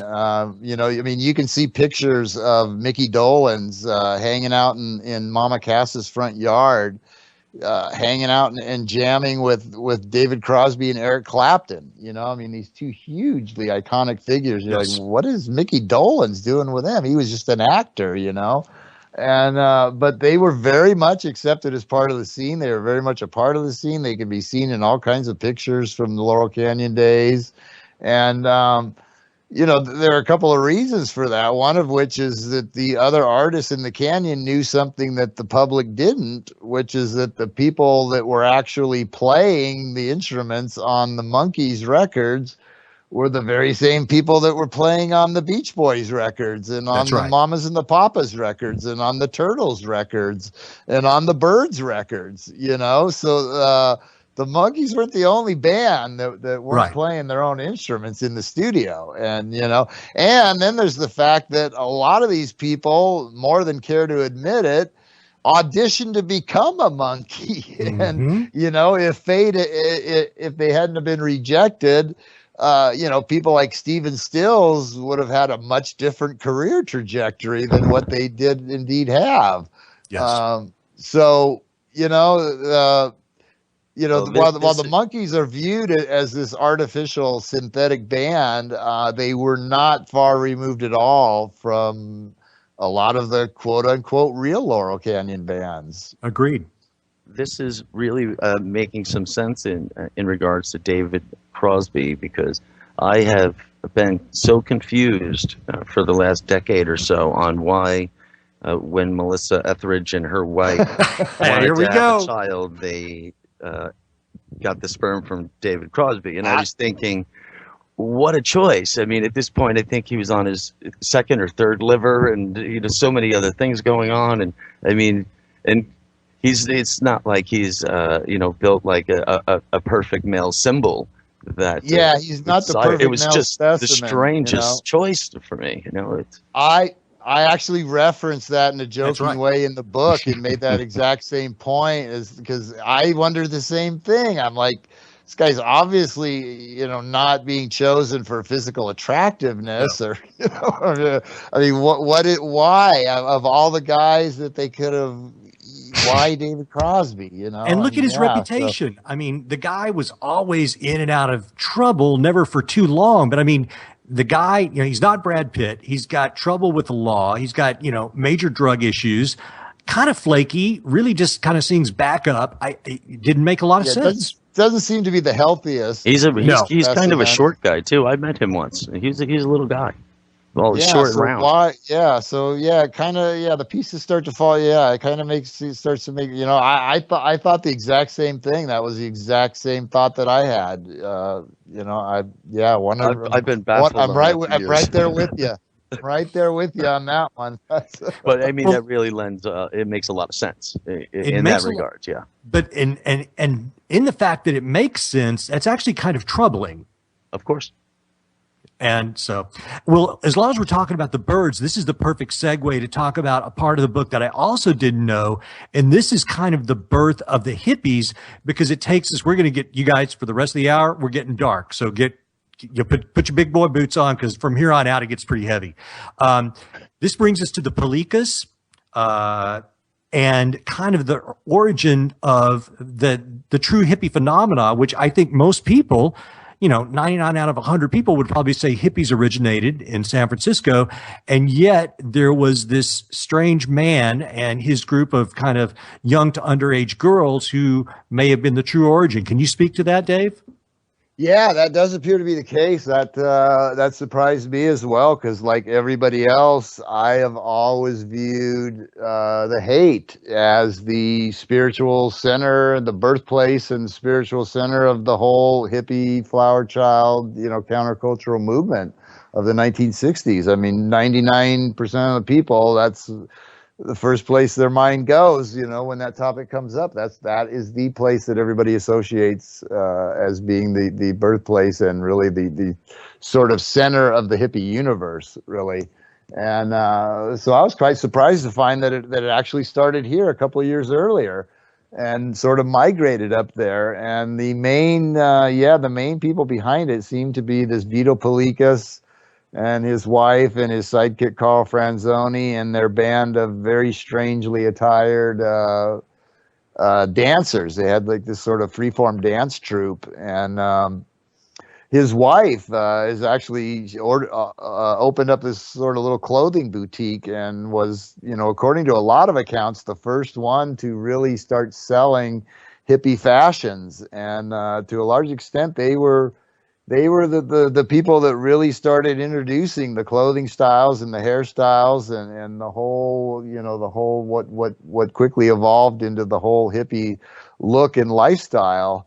And the Byrds and they were key players in really kind of spreading that across the country, because when the Byrds, after they got their start and kind of made a name for themselves here in LA, they launched their first nationwide tour, the first band out of Laurel Canyon to do a nationwide tour, and they specifically took these people on tour with them all over the country to like these little Midwestern towns and stuff, and which was quite shocking to say the least to Bible Belt America and whatnot in the mid '60s, and that was really a lot of people's very first introduction to what was soon going to become the whole hippie look and the whole hippie scene, introduced by them. Yeah, and these people, this Palakas and his girlfriend or wife, and Carl Franzoni, his buddy, and then all these women. The way I understand it, if I'm getting this right, is when these bands were first starting out, really the built-in scene was these hippies that would go to the show. So then all of the just normal folks would come wanting to see the circus. They really didn't care so much about who the band was. They were hoping to see these hippies, which were these people that we're talking about. And the club owners got hip to that really quick. Like, hey, we want these people here, because when the normal people come to see the rock show and the hippies, then we need to have some hippies. And that was where these people kind of became little stars of their own within this subculture. They were kind of the kings of the strip. They were let in free and pandered to by the club owners who wanted them in the audience. And Yeah, and yeah, in the early days, it was as much about the spectacle on the dance floor as it was about what was happening on the stage, which also, helped to draw attention away from the fact that a lot of these bands weren't that good. By the admission of their own managers and agents and producers and whatnot. I have quotes in the book saying, yeah, I mean, these guys really could not play very well live, Right. but nobody noticed because they were so distracted by the spectacle of, and also by the Young Turks, who we've Yes. referenced a couple times. Perfect segue. It was very, very widely advertised that people like Jack Nicholson and Peter Fonda and Bruce Dern and James Mansfield and Jane Fonda and Sharon Tate and all of this whole Young Turks circle were heading out, on a regular basis and hitting these clubs. And, this was a time when just normal rank and file people like you and I could like literally rub elbows with these, up and coming, people that were going to become huge Hollywood stars. And so, and a lot of people, have admitted this, including, Frank Zappa's wife said, the initial attraction wasn't the bands. Nobody cared about the bands initially. It was the people were coming because for the chance to meet in person their favorite stars and to see this crazy spectacle of these wildly gyrating, long-haired freaks, which is what they were initially called, freaks. And so that was what filled the clubs, because nobody knew who these bands were. Nobody knew what these clubs were. These were all new clubs. They didn't have an established clientele. These bands were unknown. Nobody knew who they were. The scene was brand new. All of a sudden LA's like this music place, and people didn't know these clubs. They didn't know the bands, and what initially drew them out and put these bands on the map was what was happening on the dance floor with the celebrities and with these crazy, these crazy nutty dancers doing these insane things, putting on these crazy outfits and doing these insane things on the dance floor that nobody had ever seen before. And so they were a huge part of launching this scene and really drawing the crowds and putting these bands on the map, much more so than the band's actual talents, at least as far as their live performances. There's a quote in the book from Hal Blaine, who was the drummer from the Wrecking Crew. Yeah. Which was the actual musicians who recorded a lot of this music. And Glenn Campbell was one of those guys. I actually read a quote once from a drummer from some contemporary band, which I can't even remember who it was now, but some fairly well-known drummer of the last like 20 years. And he said, I was really depressed to find out that my 10 favorite drummers of all time were all the same guy. Right. Yeah. Well, the Wrecking Crew, they were extremely influential. I mean, that was Glenn Campbell, Hal Blaine. I can't remember the woman who was the bass player. Kay, I believe, was her last name. Yeah, she was actually fantastic bass player. Yeah, I mean, these people could play anything. I mean, they were great. They'd come into the studio, they'd pick up this music, and I mean, just they could do it in like one take. Yes. Stuff that they never. I mean, they're just phenomenal. I mean, these guys were so much more talented than the people who were getting all the press attention and all the record contracts and whatnot. But I have a quote in there from Hal Blaine who says. People would cut these guys a lot of slack in concert, because there's all this other stuff going on, and the sound systems weren't all that good back in the day anyway. The sound quality wasn't all that great, but on the albums, when they bought an album, they expected and so that's why the albums were not recorded by the musicians who were on those album covers, Sure. So. Yeah, so it was there's a whole lot of stuff going on there. Well, let me, because we've got 40 minutes and so much to cover. So let me jump ahead here. I'm going to have to cherry pick all the good bits. I don't want to give your whole book away, but there's some things I got to talk about. So we've got these rock and rollers coming up. They're partying their brains out. This scene is coming up. These clubs, these rock and roll station. All these things are seeming to happen in a really quick pace. Now we've got the Young Turks, who are all these actors who you mentioned, who also seem to have these weird military connections. They're all partying up in Laurel Canyon. And then along comes this guy with some girls, this Charlie Manson character. And for some reason, this guy ingratiates himself with all these rock musicians. I really like Neil Young, and I was very kind of bummed out to see that Neil Young was such a, so enamored with Charlie Manson. And you mentioned, I think on another interview that I listened to you with, and you made a good point, Charlie Manson was not really a hippie. He had a completely other different thing going on. How did he wind up in LA, and why was he so well connected? How did this happen? Yeah, he was very much more tightly integrated into the scene than a lot of people, like to admit. To this day, a lot of people don't know that John Phillips and Mama Cass were actually originally on the witness list to be called as witnesses at the Manson trial. That's crazy.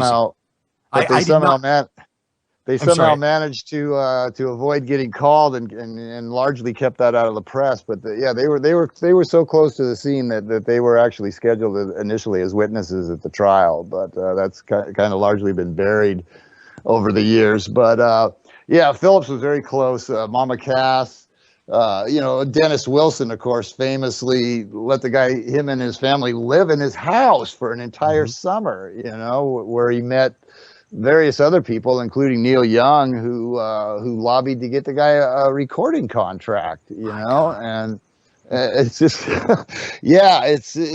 Brian, you took him over to Brian Wilson and recorded demos with him. A lot of people recorded his stuff. All the tapes seem to have, largely gone missing. And, the Beach Boys famously recorded one of his songs, which they, basically stole from him and retitled. And, they were very, very much a part of it, and like the Monkees, they were largely accepted as peers. Had Charles Manson, had things gone slightly different, Charles Manson could very well be just as famous as he is today, but for entirely different reasons. Right.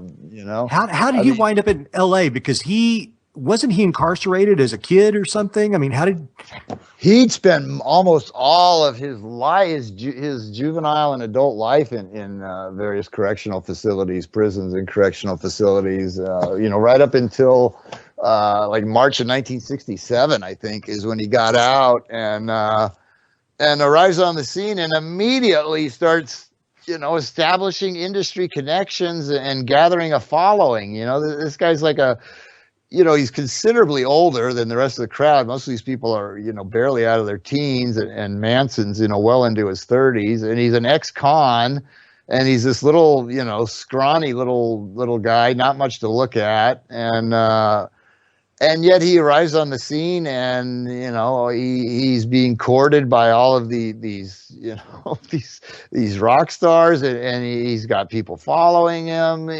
Just this huge entourage of beautiful women, that he's carting around with him, and he was very welcome in a lot of places because he brought all of these very young, attractive, and very willing women along with him who would do basically anything he told him to do, and so he was a popular guy to have around. So, just like Vito Palikas, same thing. I mean, there was astonishing parallels between the two, actually. Palikas also had a retinue of very young girls who were very ready, willing, and eager to please their master, so to speak.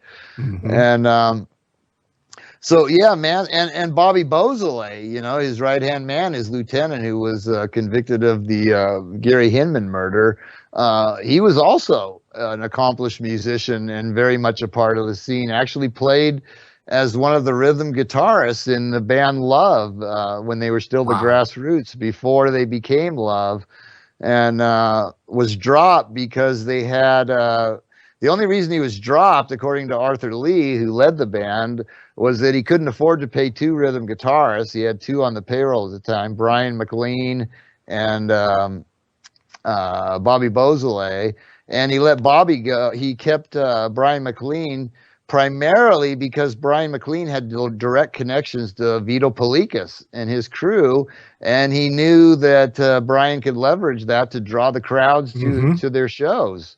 And so that's the primary reason that Bobby Beausoleil was dropped, or else he could have, again, like Manson, he could have gone a completely different route. I mean, both of these guys were very much a part of the scene and could very, very easily have, gone the direction of a David Crosby or a Stephen Stills instead of the direction that they ultimately went.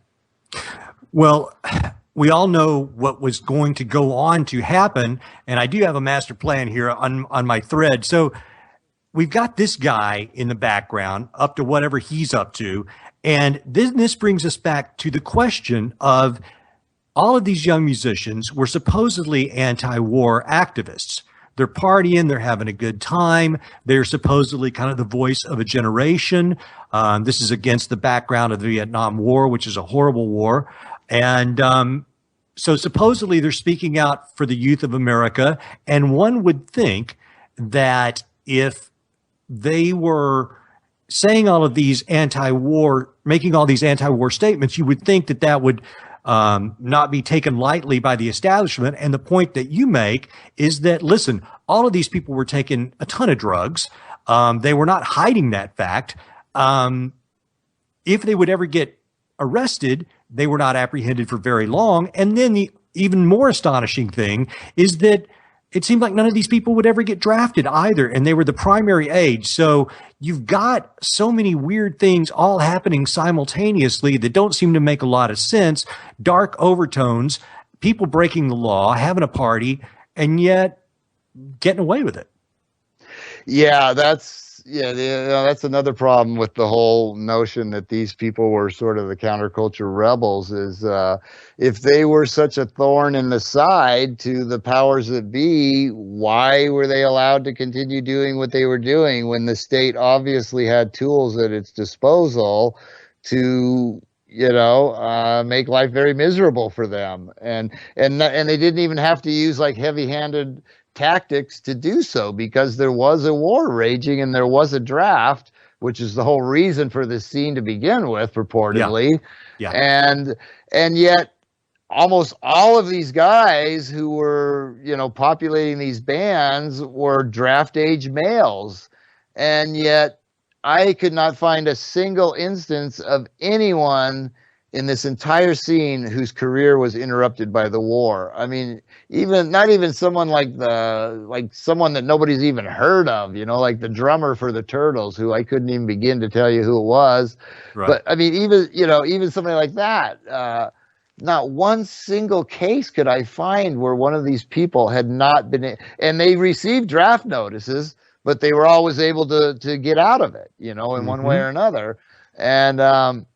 And then, there's the question of why the police turned a blind eye to them. These people were flagrant, and whatever you think about the laws, is irrelevant. The fact of the matter is that there were pretty harsh drug laws, in those days, still are. And these people were openly not only using and promoting the use of, but in some cases, like wholesale trafficking of drugs. John Phillips admitted that he was running a wholesale drug trafficking operation and got barely a slap on the wrist for it, and that happened over and over again where the state could have very easily dropped the hammer on these people and instead let them walk away unscratched, and so you got to wonder why were they not drafted? Why were they not arrested? Why did none of these people serve time? Why were there no consequences for their blatant flouting of the law, And I have quotes from people saying that there was virtually no police presence in Laurel Canyon at all, that the police never even came up there, like, why? There's this whole community of drug fiends, and they're in this ice. And you got to understand that Laurel Canyon is a very kind of isolated place. There's really only kind of one way in and one way out. You know, they could have very easily gone in, blockaded both ends of Laurel Canyon Boulevard and Mulholland Drive, and barricaded that entire community and gone and done a sweep through there and probably arrested every damn person living there. Yes. If they had wanted to. It would have been very easy to do. And yet they didn't even send routine patrols through the area. You know, they took a total hands-off. By all accounts that I found, the LAPD took a hands-off policy towards Laurel Canyon during its heyday and just let them do their thing.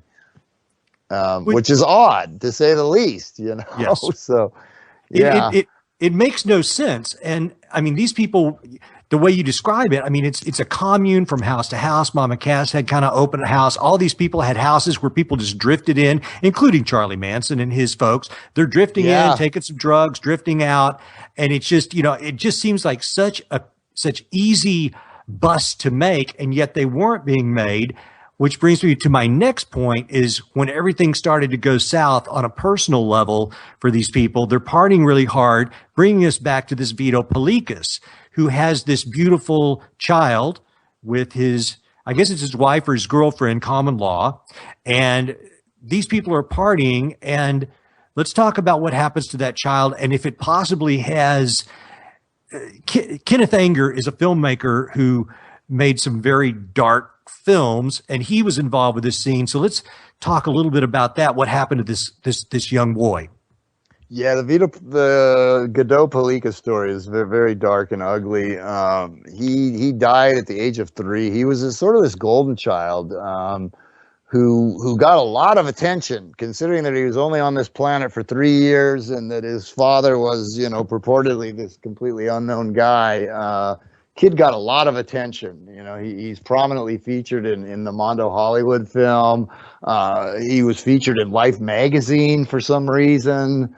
You know, he was presented as this sort of golden hippie child that, you know, was just a beloved, you know, tow-headed hippie kid, and had some very curious connection to Kenneth Anger. He was actually, according to reports, he was Kenneth Anger's first choice to play Lucifer in his Lucifer Rising film, which is totally creepy. Which is bizarre. Yeah, I mean, what did Kenneth Anger? I mean, first of all, what connection did he have to this kid, and what did he see in him that made him believe that this little kid embodied Lucifer? You know, and then when the kid died. And he had to recast the part. He ended up going with Bobby Beausoleil. You know, which is, you know, you go from Godot Pelikas to a Mansonite. You know, which is just, a little bizarre to say the least.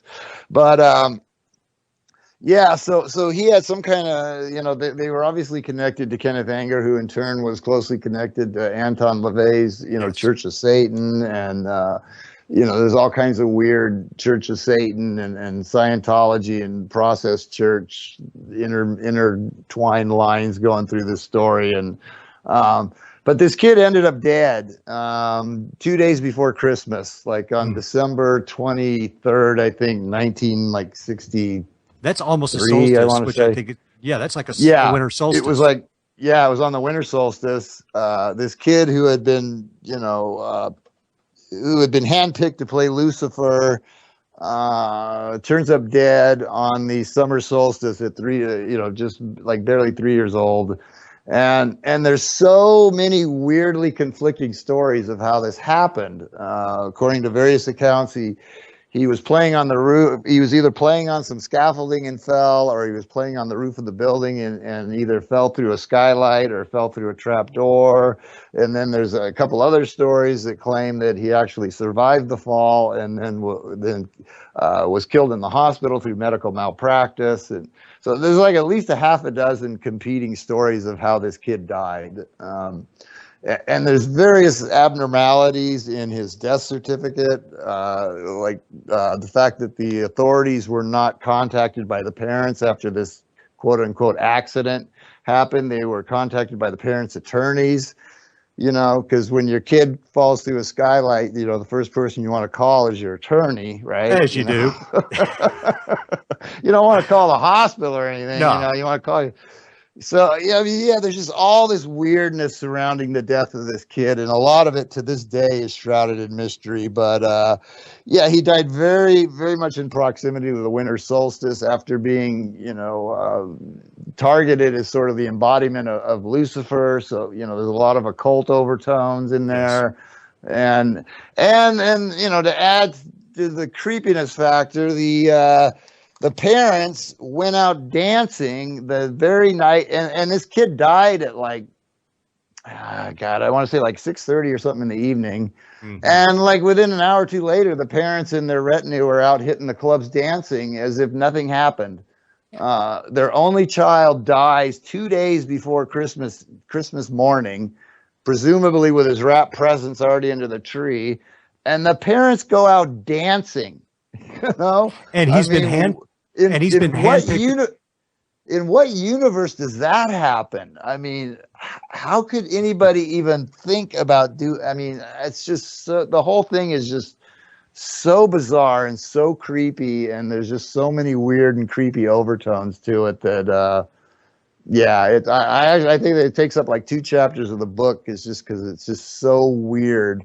There's just so much weirdness surrounding that whole scene, and yeah, it's just and Vito Pelikas just happens to be related through marriage to the Rockefeller family, of course. The guy who basically launched the whole hippie movement, because of course you always think of the Rockefellers as being hippies, of course. Always. So so I mean, yeah, there's just so many weird threads running through the Vito and Godot Pelikas story. It's just mind-boggling.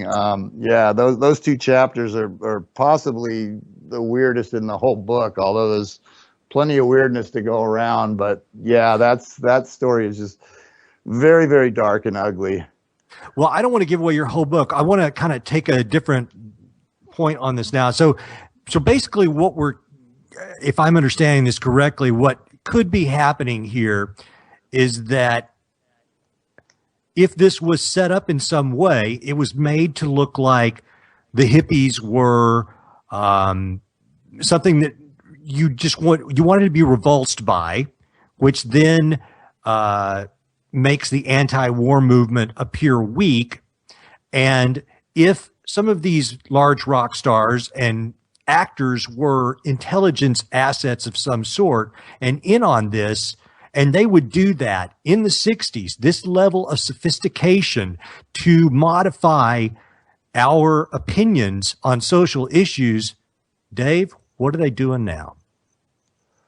They're giving us Miley Cyrus and Lady Gaga and yeah, I mean, we've kind of reached a point now where, and people always ask me this, they say, well, are you saying that these people were no talent hacks that No. were only maneuvered into the positions that they were because of who they were? And no, I'm not saying I do believe that some of them are vastly over. I think David Crosby personally is vastly overrated. Agreed. And a few others, but Frank Zappa, you cannot deny that the guy was just a phenomenally talented composer, musician, arranger, producer, you name it. He was just phenomenally talented guy. Arthur Lee was phenomenally talented guy, and quite a few of these guys. So they were talented, but I'm not saying that. But what I am saying is, they weren't the only talented guys in the country. This was a period of time where every kid in the country was picking up a guitar and growing his hair out and wanting to front a rock band. So the question becomes, why to such an astonishing degree were the ones who were promoted into superstardom happened to come from that background?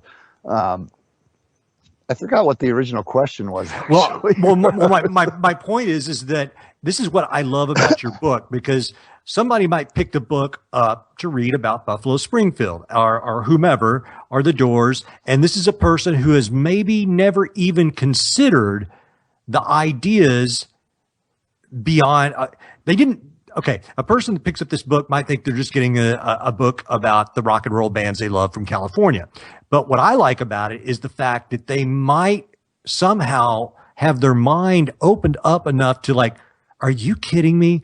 Do you really think that there would be aspects or potentially rogue aspects or aspects of intelligence that would go so far as to try to modify our opinions on certain things by creating rock stars and movie stars and putting people in places where they would have access to social opinion. I guess what I'm trying to say is I think that this book can open a lot of people's minds up to ideas that they would have shut out before, which may put them on a track towards discovering other things that many of us discovered a while ago. Yeah, I mean, yeah, it's yeah, and I remember now where I was going with my other thought, which was the talent issue, and I think the star making machine, so to speak, has progressed so far from where it was then that talent has really become kind of almost secondary. Absolutely. These people did have talent, regardless of how they got in the position that they were. A lot of them did have talent. And if you look across the musical horizon today, you see these people that just seemingly arrive out of nowhere as these just massive, huge, just unfathomably huge stars that can put out YouTube videos that get 100 million hits in a week, and just have these massive worldwide audiences. And I don't believe that anyone can honestly tell me that kind of fame, in the hands of a Lady Gaga or a Rihanna or a Beyonce or a Miley Cyrus or a Britney Spears, the level of fame and recognition is so wildly out of whack these days with actual talent, Right. And it seems like it's just, we've come to the point where all they really need is a marketable face and image, and they can make you a star, Certainly.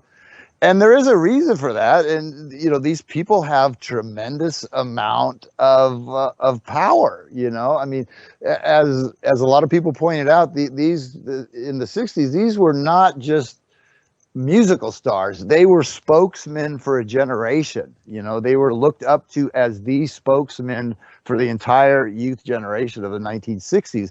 And so their words, their actions were hugely influential. And, Yes. So it's not really that hard to understand why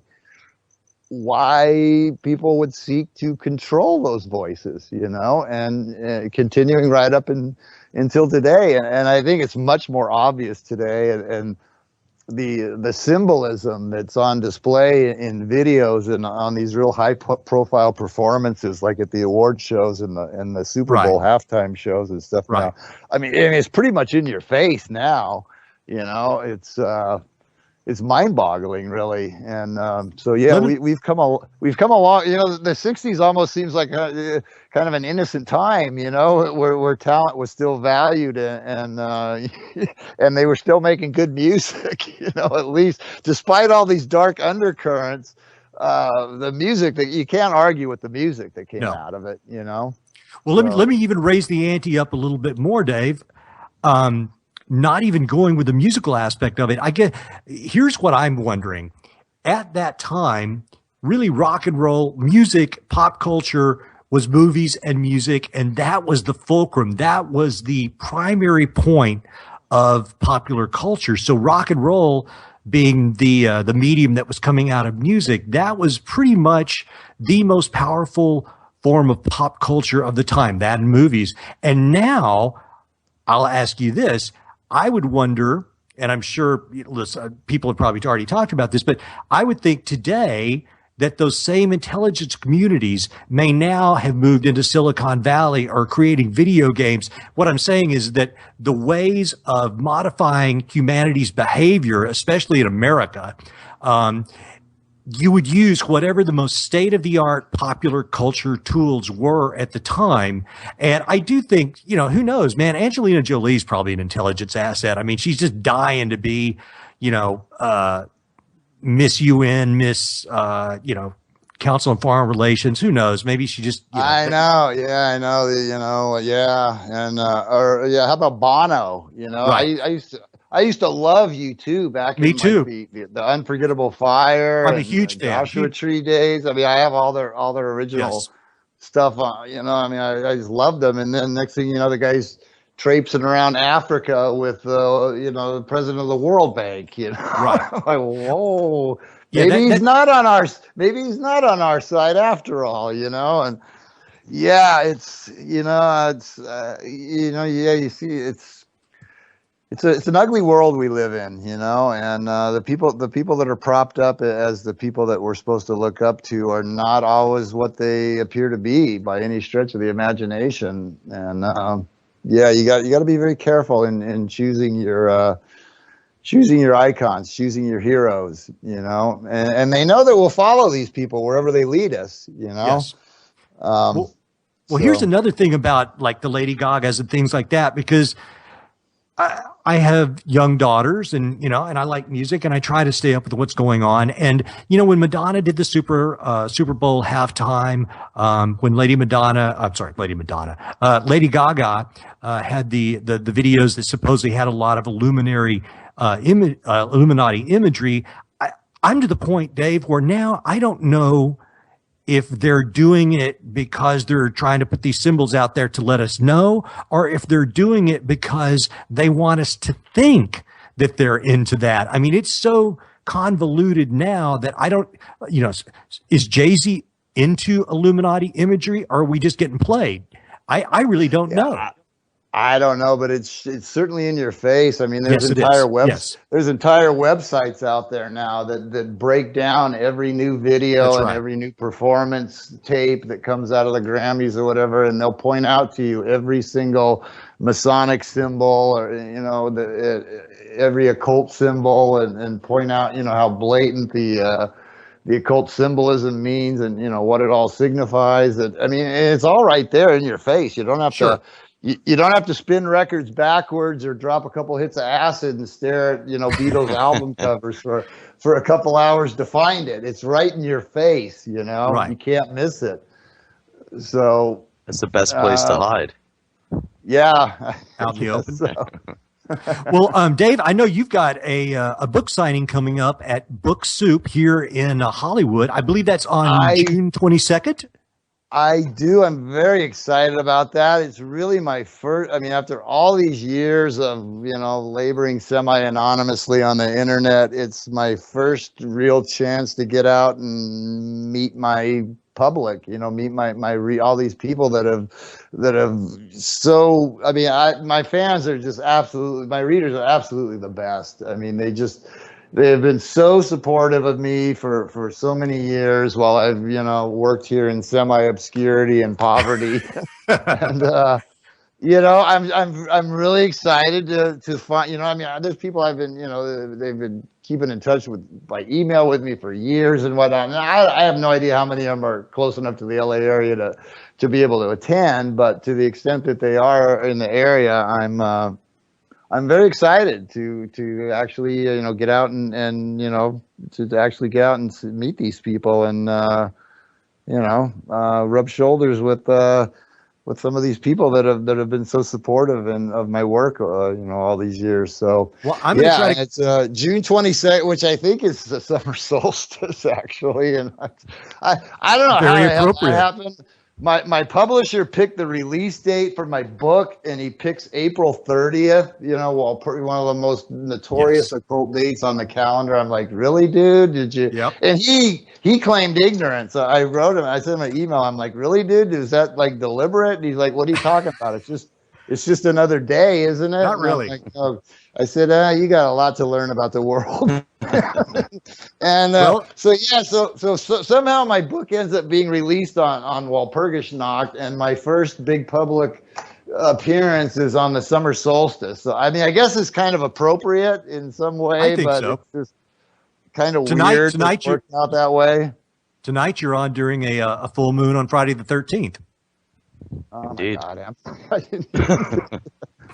God, yeah. Oh my God, it's a big bright one, isn't it? Wow. I didn't mean to completely creep you out.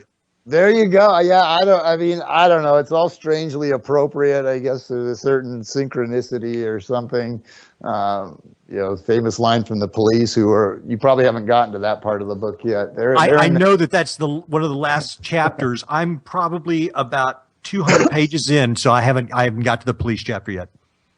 Okay. So, well, I don't want to spoil anything for you. So I know Miles Copeland and all that's in there. I did peek towards the back, but I think the last chapter I was on I was actually beginning. I was going to start the Steppenwolf chapter, which is kind of a bummer because I wanted to be able to add more to the story about love, but I haven't gotten to that chapter yet. It's weird because a lot of these bands.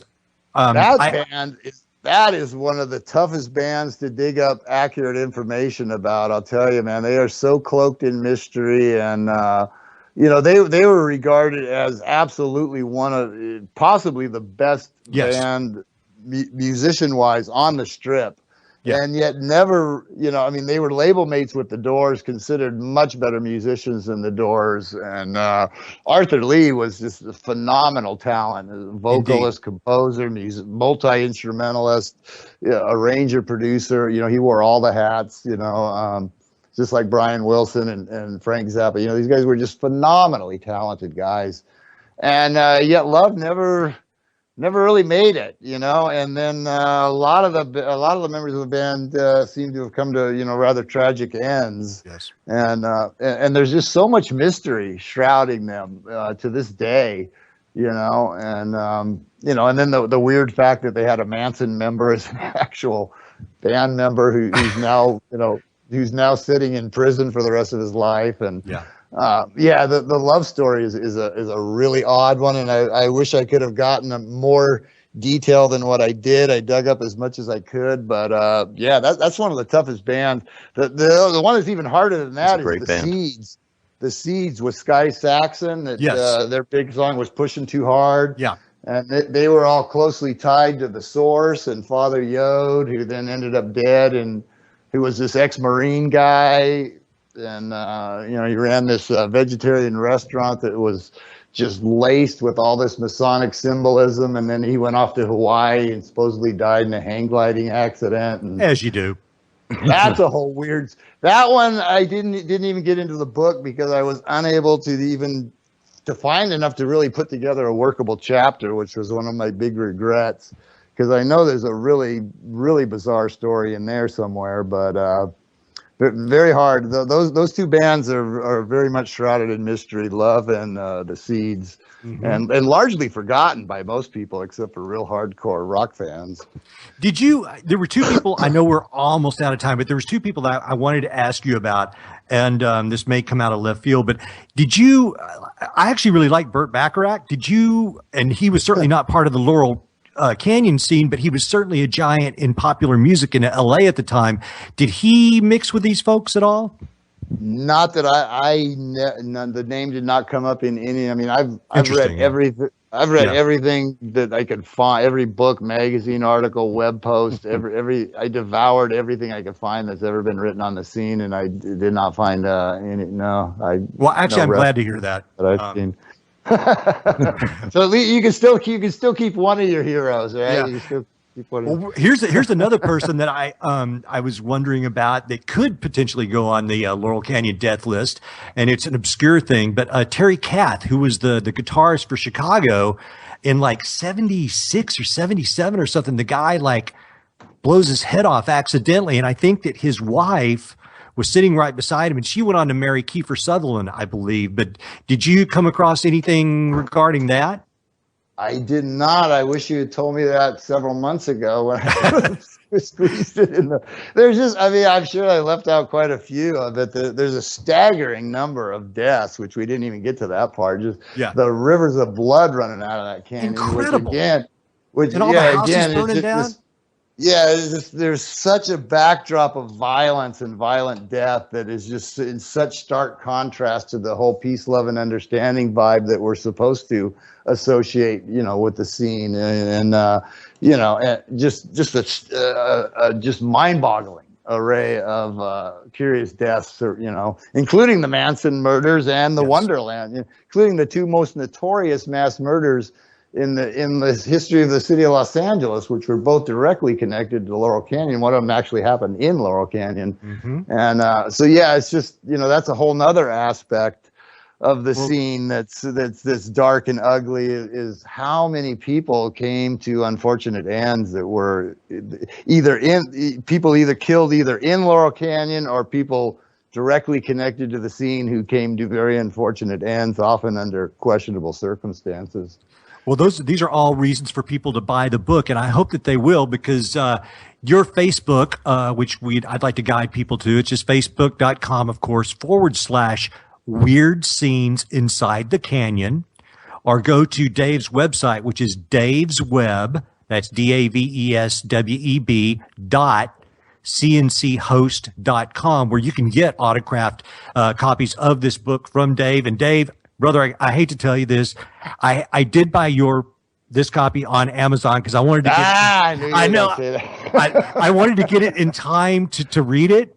And so I want to encourage everybody else to buy it directly from Dave, if possible. And you'll get an autographed version of the book. And to me, it's been a real fun ride. And it'll be worth tons of money when they kill me off one of these days. Absolutely, eBay that bad boy. But Dave, I really appreciate you coming on tonight and spending your time with us, because it's been a lot of fun for me. I appreciate you having me. I really enjoyed it. It was definitely Thanks, one of Dave. It was a great time. one of the funner interviews that I've done. A couple of them have been kind of a challenge, but this one was really good. Well, I'm going to try to come to your book soup signing. They probably won't let me in with my copy, but I'll just buy one of your other books that day. And yeah, man, we got to go have a drink or something at some point, because I've got a lot of things to tell you that I didn't get around to tonight. I told people on Facebook that, I'm more than, I'm totally up for, going out, and there's all kinds of little bars and clubs and stuff along Sunset. I would be totally up for, I have no idea how long this event lasts, but. Are you going to do a reading at all, or are you just going to I asked them, and they said it was kind of up to me. He said, some people come in with kind of a prepared speech. Some people actually read from the book. Some people do it as sort of a question and answer thing, and some people just give a very short presentation and then just have people line up for, and then talk to them one by one as they, I don't know how many people are actually going to buy books. I think a lot of my fans have probably already got it and just want to come to meet me. So I don't know how many books Book Soup is actually going to sell at this event, but we wish you well. I kind of prefer to do it as a question and answer thing. It's just easier than trying to come up with stuff off the top of my head, and just I don't know. We're just gonna wing it and see how it goes. I have no idea what size crowd to even expect or anything else.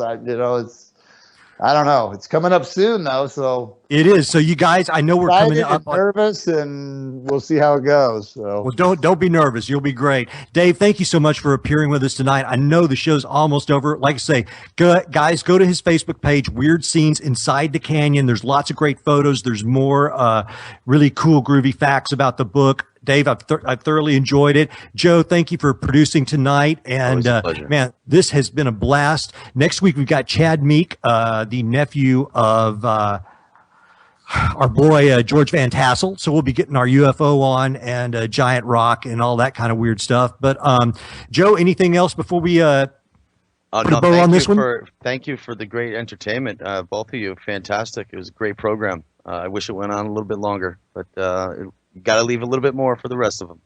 Live long and prosper, you guys. You always got to leave them wanting more. It was a pleasure, Dave. It was nice meeting you. Dave, I had a blast. Thanks a lot, you guys, and have a good evening, night. Well, I guess it's night now, so yeah. Enjoy it.